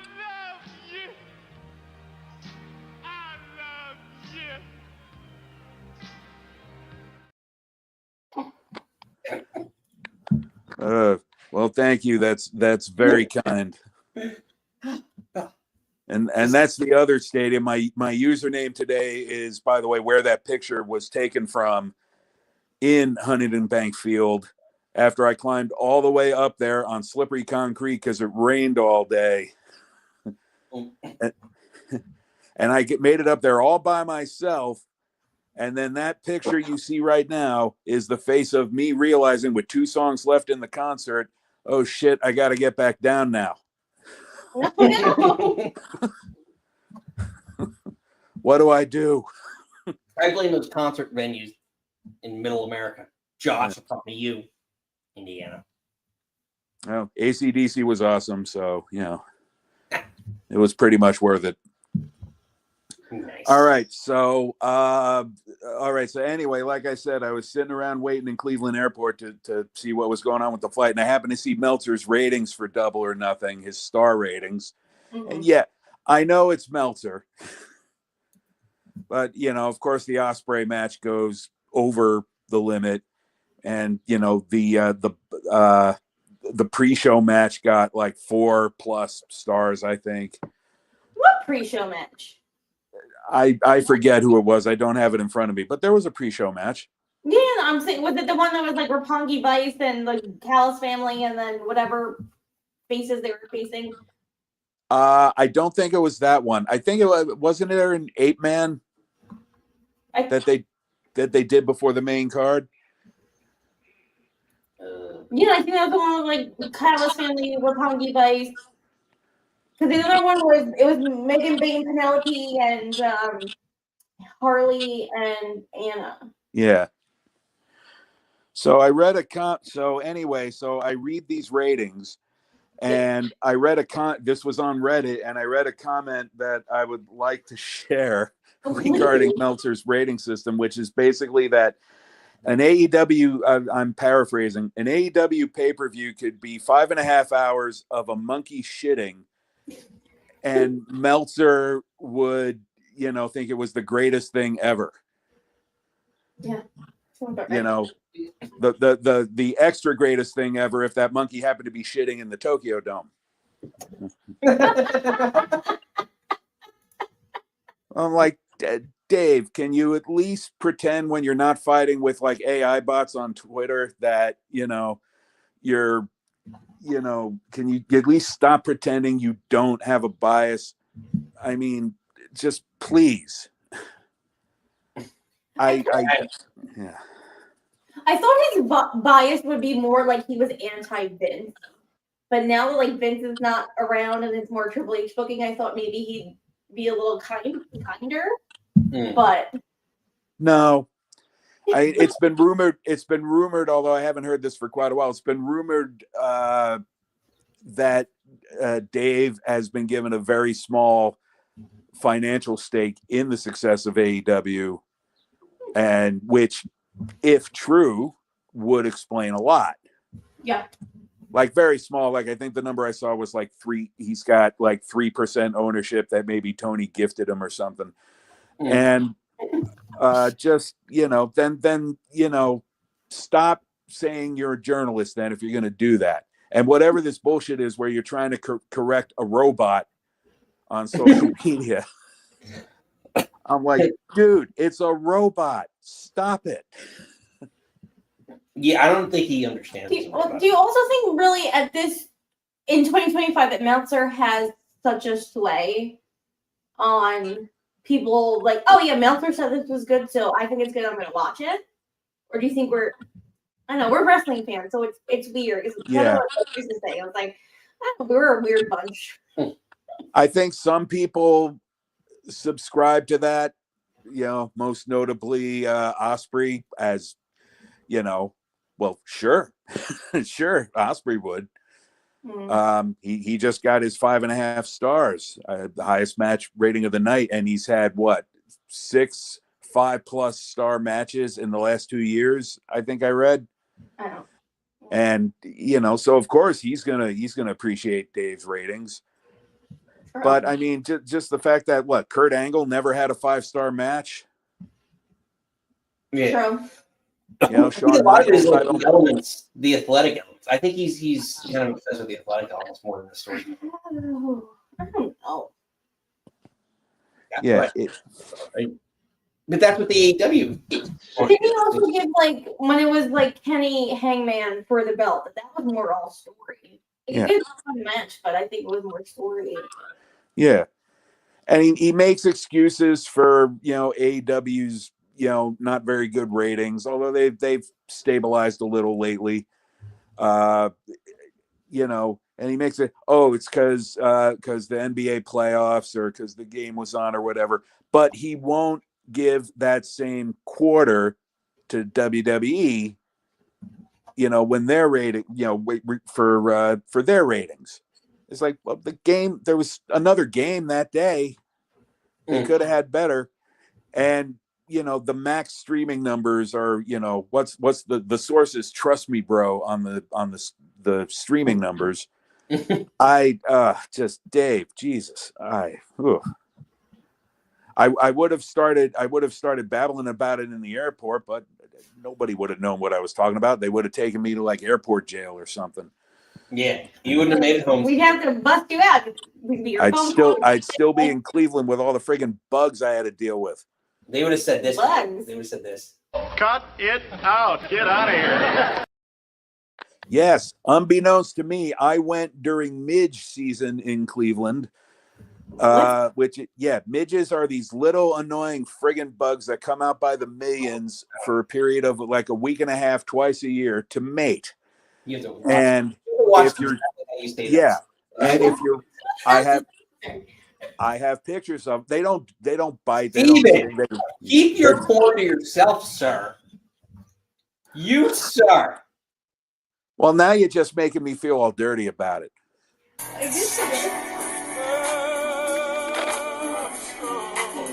want to give it all to you. Right. Stop. I have to Google what song that is now. Oh man, you don't even know. Oh, I will tell you because that's a wrestling song, Steven. It's sexual. Yeah, chocolate. the memories. Oh God. Yeah. So Steve, think about that. Stay young forever.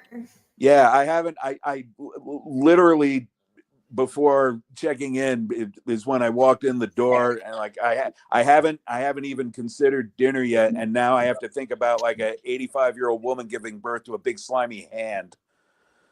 May young forever. How dare you? Yeah. She took a pepper bomb from Holy Rain off the stage to her table, and she got up and was like, "That's all you got." Bam. Oh, man. Mae Young is a badass bitch. And that hand was covered in clear goo. On my show. Ugh. Unbelievable. Steve, before we get too derailed, your last shot. My last shot before Ed starts talking about Mount Everest, because we haven't heard from Ed for a while. I can see him in the background, and it's so funny, his reactions to your comments. I haven't looked. I've just been switching over there to clear the queue, so I haven't read anything. It's like, 25 notifications. It's like, don't bother me with this now. Okay. Mariah May.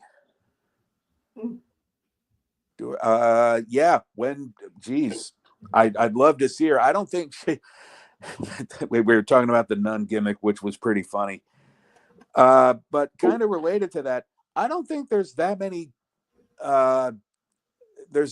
that actually have a gimmick anymore.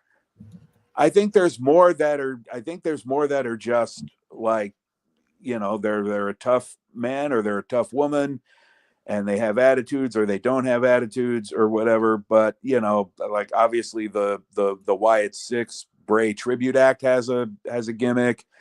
Ariana Grace is another one that comes to mind. You know, that there's not that many anymore. Yeah. So, you know, just let her come in. Like, I don't know if AEW owns the Mariah May name, and that she's going to have to change it when she gets here. But I don't. Not to go, but Ricky Starks owns Ricky Starks, and they changed it to Ricky Sane anyway. okay.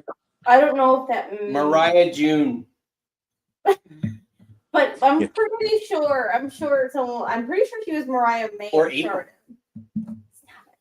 Alanis April. But you can be like, again, Ricky Starks to Ricky Saints makes sense. He's from New Orleans. Like, I get the jump, and also kind of Ricky preserving himself. Like, if I own that, then like I want to own that. Natty November. But originally I thought, no, she's pretty well established. She just had an epic feud with Tony Storm. It's there's all no by need- the official. Sorry, Murdoch. Yeah. I thought she just had the big feud with Tony Storm. She's pretty well established in America, courtesy of AEW by now. There's no need to send her to NXT. But then I thought, well, okay, Stephanie just lost the NXT title, probably because they're ready to call her up. Like, she's big over. I'm sure Booker's very disappointed, but you know, she's ready to come on up. But why didn't she lose to Jordan? Booker's like, I'm ready to go to Maine again. She lost to JC Jane. Right. She didn't lose to Jordan, which would be more believable, but that's probably because they're about to call Jordan up. Yep. So now there's actually a spot in NXT for at least a little while for Mariah. Maybe, who knows, maybe to take the belt off JC, because I don't see JC having that belt for very long. Yeah, I said the same thing to Nick, and I think I said it earlier on the show. I think you put the belt on JC, and I think Mariah's going to take it off her at Evolution. Right, because I'm hard pressed to think of anybody else who's in NXT right now who would be ready for that. But then again, nobody expected JC to do this. Totally transitional, and you know, by the end of the month, we're at the end of the month. By the end of the summer, I don't think she'll have it anymore. Think earlier than that. I just think it's, do you want Stephanie on Maine? Who is someone that's kind of been like a loyal soldier sort of thing? Because JC Jade was like in NXT 2.0, did so many things with them. Like, she lost Gigi, she lost Mandy Rose. Like, hey, sort of, I think what they did with Isla Dawn and Alba, hey, we're gonna put these tag belts on you for a hot second. Thank you for your service. Right. I think that's the same for JC, because it's more believable for Mariah. As much as she's grown, I think it's more believable for her to get off JC than Stephanie or Jordan or whoever. Plus, hasn't JC been in NXT for 5 years? I think that's about right. Yeah. And they eventually decided to do something with her on her, well, not really on her own. She had help, but you know, it's like it's time to move her along as well as soon as you can. Mm-hmm. Call these people up to make room. You've got all these layers now. Yeah, for sure. Yeah, for sure. Steve, pleasure. All right, Ed, you're all set. I'm glad, Steve. I'm glad you're home safe and you had a good trip. Yeah. Thank you. Glad to be back. Well done, Steven. As we get an echo, ladies and gentlemen, Steve.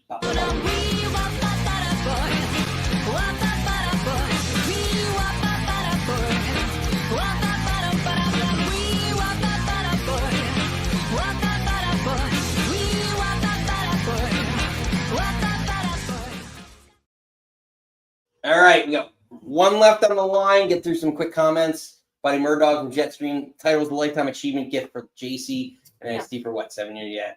Yes, it's been nothing but a 3-year-old team member. Yeah. She probably is only holding on to failed attraction, and then her and Fallon and the other girl. I'm sorry. Where's Mikey? I don't remember her name. But yeah. From group to group to group. Yeah, Reese chiming back in. Jordan's now on SmackDown, compared to Raw. JC Jane winning was weird. Even Jada Parker. Yeah, Jada Parker probably would have been a better example. Yeah. Like, yeah. I feel like Jada could be someone to take the belt off Mariah down the line. Yeah, if you're building her up, she's a homegrown talent. Yeah. So that's pretty fair on that front. Yeah. I don't know. All right, Nikki, get ready. It's been a little while since we saw him. I feel like it's like we threw up the bat signal because it's an AEW pay-per-view or a preview or a recap. You know he's gonna show up because he's thinking about it. You know what's in his head. Yeah, Darby Allin sucks. What's in your head? In your head. Zombie.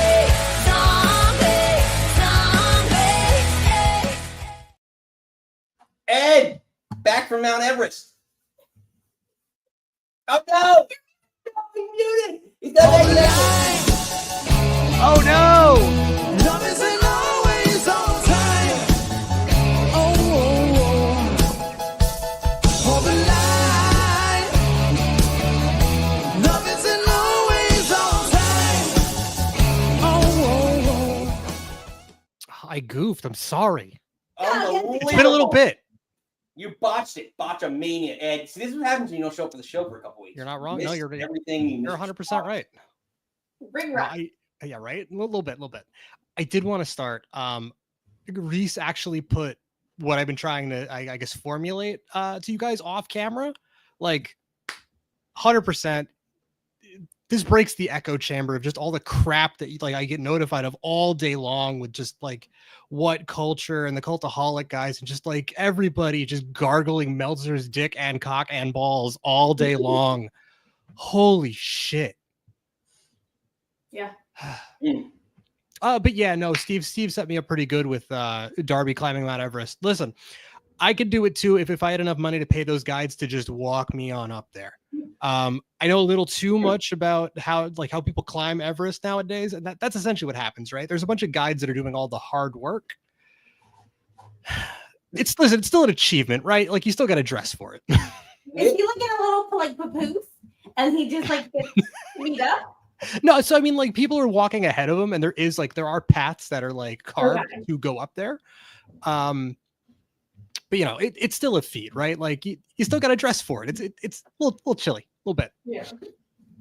It's great. I'm super excited that there's an AEW flag up there now. Like I literally thought the same thing. Nothing, but like I was like, is he going to skateboard at the top of this or like snowboard down?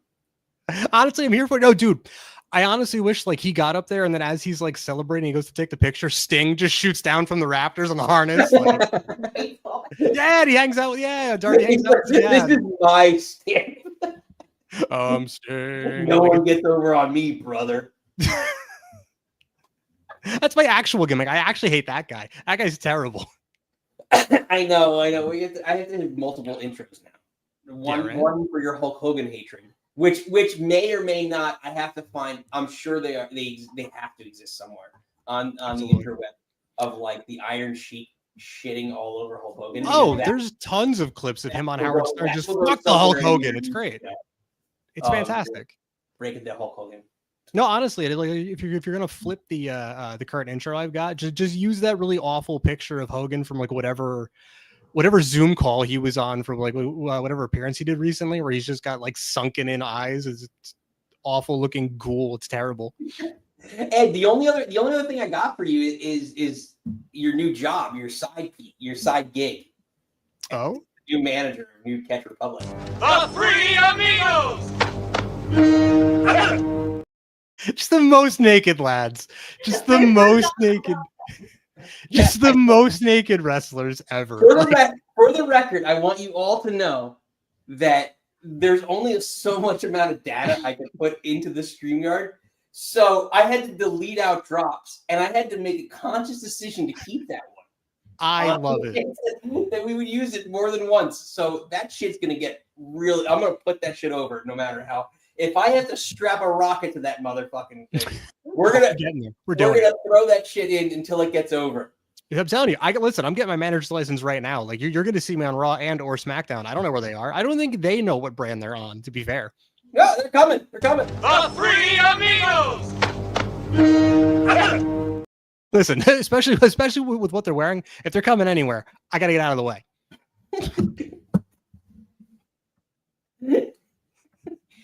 Honestly, the only thing that would make that better is if like the next time the Wyatt Sicks show up and like they go to reveal, instead of like blowing out a candle or the lantern, or instead of showing a cake, it's just them. It's just the Nude Catch Republic being the most naked wrestlers to ever exist. What happened? Like seriously, like they came back for like a hot minute, and they was like, I was like, oh man, they're gonna actually like, do something, and like they lost the match, and they were gone. Well, Peter June had another baby. Oh, did he? His wife had a child. Oh, He's naked all the time. yeah, I mean, There's pictures of him on his Instagram. He cut his hair. oh, I thought you were gonna say that he was naked on his Instagram. I'm He was like, naked. I think I at was POS. here for that, but no, he cut his hair. There's a different website for that one, Nikki. Oh, I know. Unbelievable.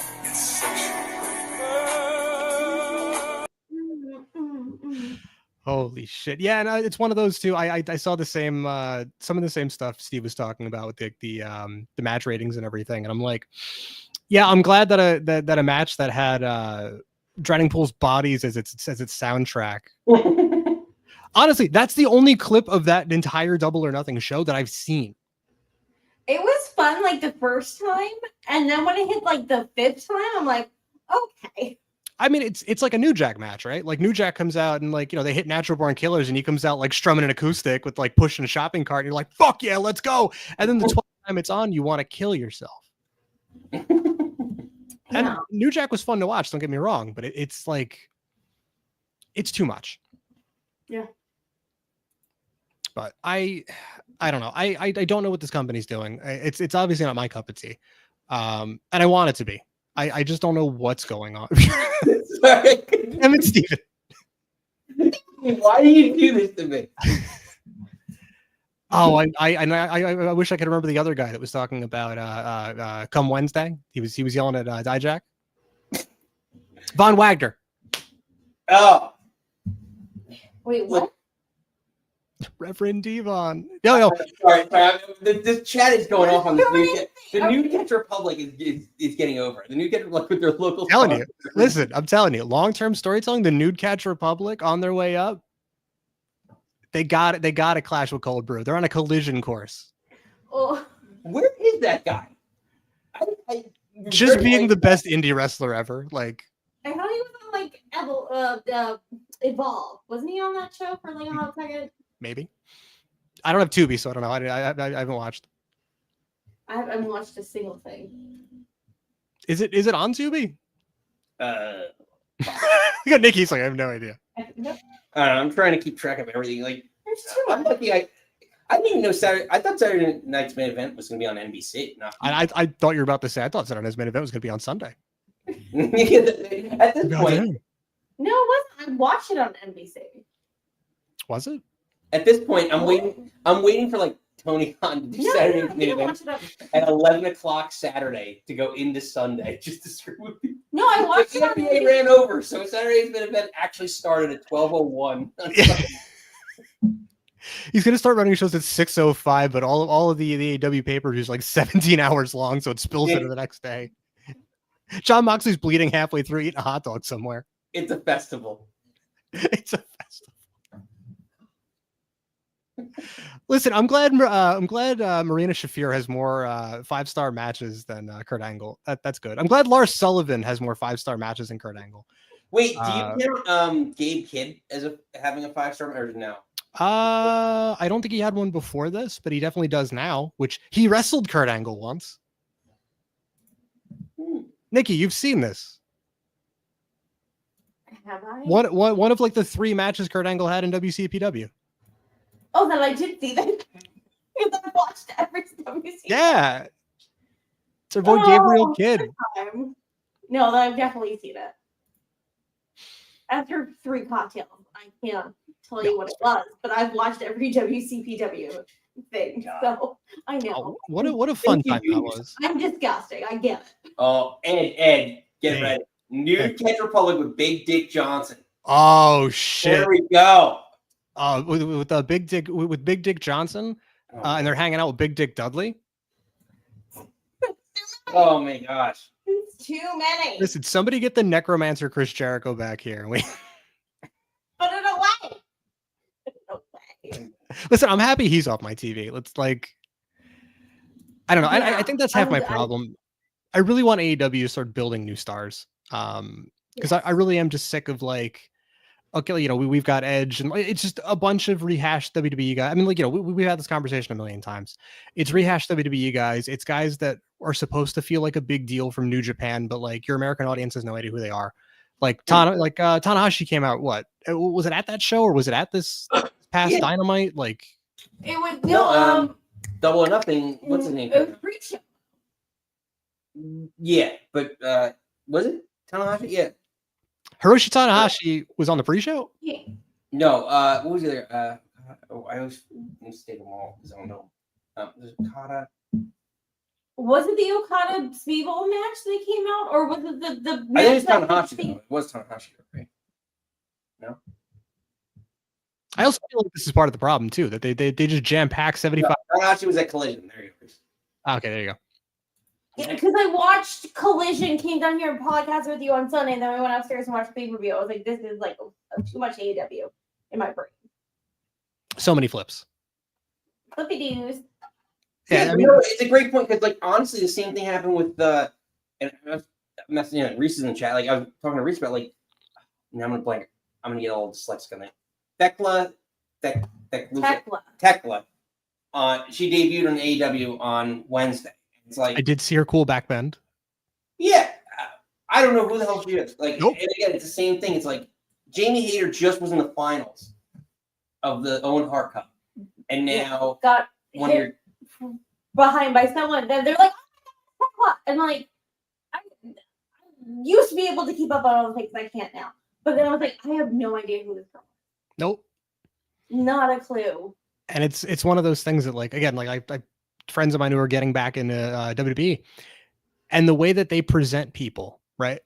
Like friends of mine had no idea who Ray Phoenix was or who Penta was, and we're like, holy shit, these guys are awesome. Like just their entrance alone, we're like, holy shit, give me more of these guys. And then they watch them wrestle and they're like, oh my god, like the presentation is everything. Like Jade Cargill, your average person who's watching WWE who didn't watch AEW has no idea who Jade Cargill is. And yeah, like she's not the best in ring still. She's still a little clunky. But like she shows up and she does things like, you know, Nia Jax throws out half the Royal Rumble, then Jade Cargill shows up and throws her out by herself. Yeah. And listen, it may not have looked the best, but like you gets the point across. She's a big deal, right? Like, so having Tekla just show up and like murder Jamie Hayter, who, like, as much as, you know, us hardcore wrestling fans like her, has she done a whole lot? No. Like really, like in the grand scheme of things, for your average wrestling fan, has she done a whole lot? Yeah. No, you have to, it's the same thing. Like WWE understands that. That's that you have to reintroduce them to your audience. No one gives a shit about what they did in New Japan. That's the idea. I'm watching your promotion because your promotion is the best. So prove to me you're the best. Yeah, and they did it well with Ray Phoenix, and they did it well with Penta, where they like, as they're coming to the ring, they're like, hey, these guys are a big deal and here's why, right? Yeah. And then they backed it up and they did all the cool stuff and everything else. And in the same breath though, it's like you've got guys that are organically getting over and you do nothing with. So it's almost like you had your your biggest pay-per-view of the year in the guy's hometown and just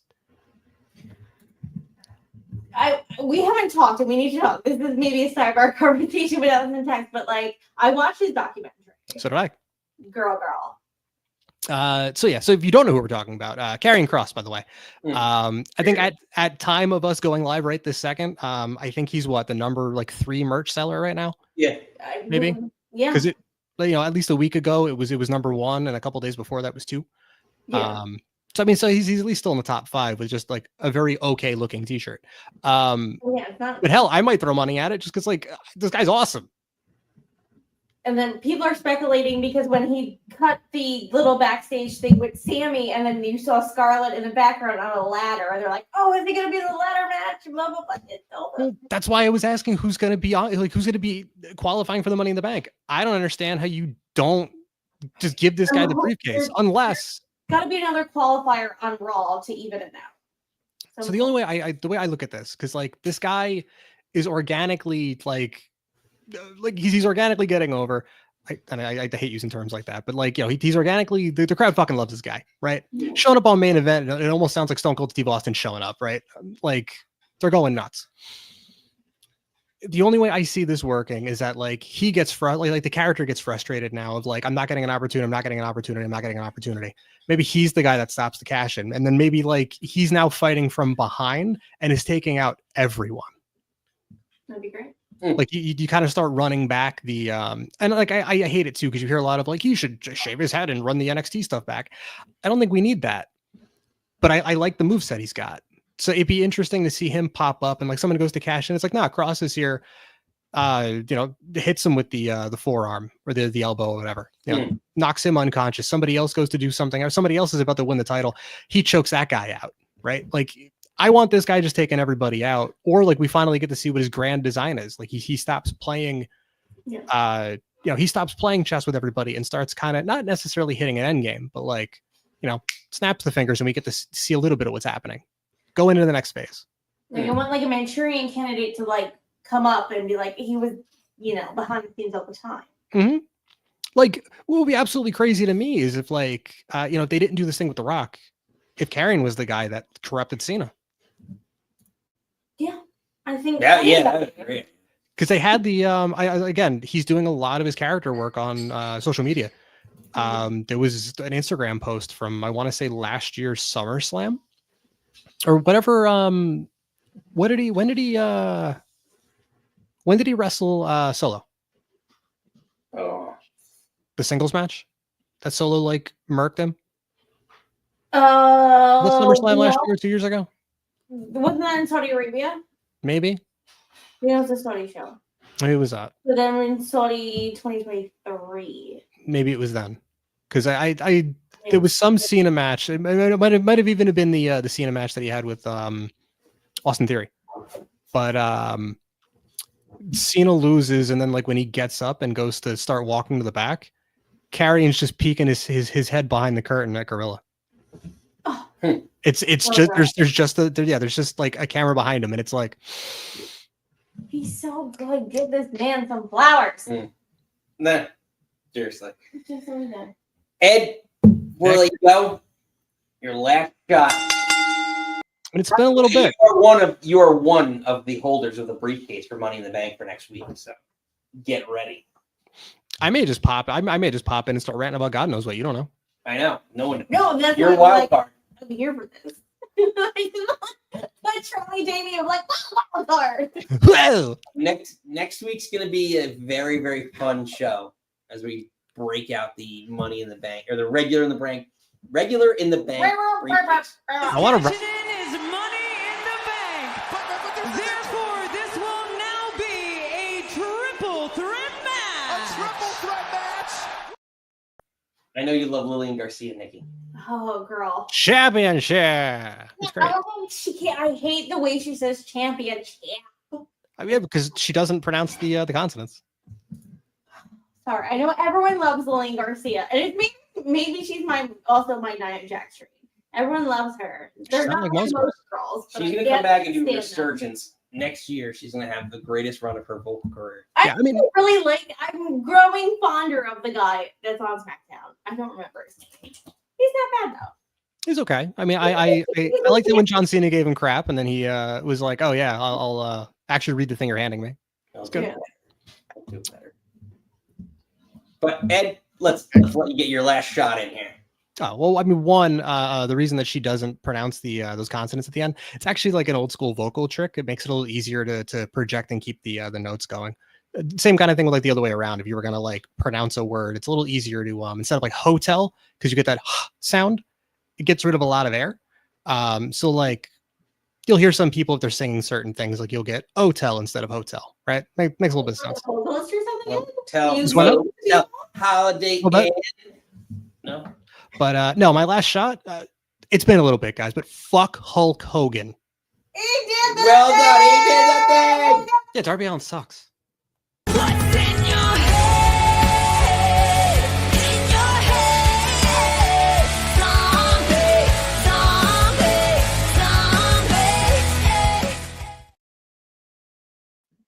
Ed, we love you a million. I need to text your beautiful wife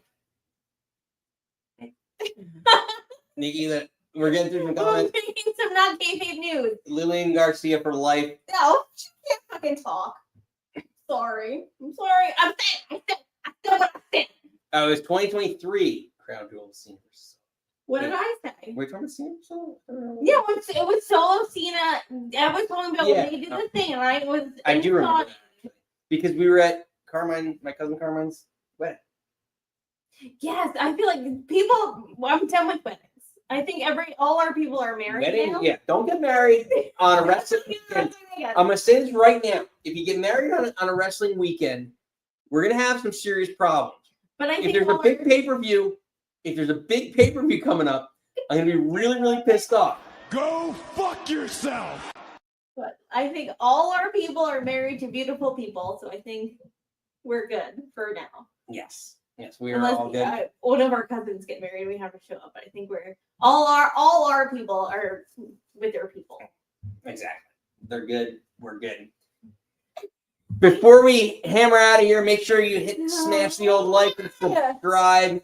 Let's let Triple H, our not so CCO, take us out. Thought we had a spectacular event tonight. Very excited that so far everybody seems to have come out unscathed. Banged up, bumps and bruises, but nobody seriously injured, which I always hold my breath on these events. You want to see people have the best outing that they can possibly have and make memories, but do it safely. And we were able to do that tonight. Able to do that tonight. Another night without incident. Until next time, you do not have to go home. But you can't stay here. Bye, baby.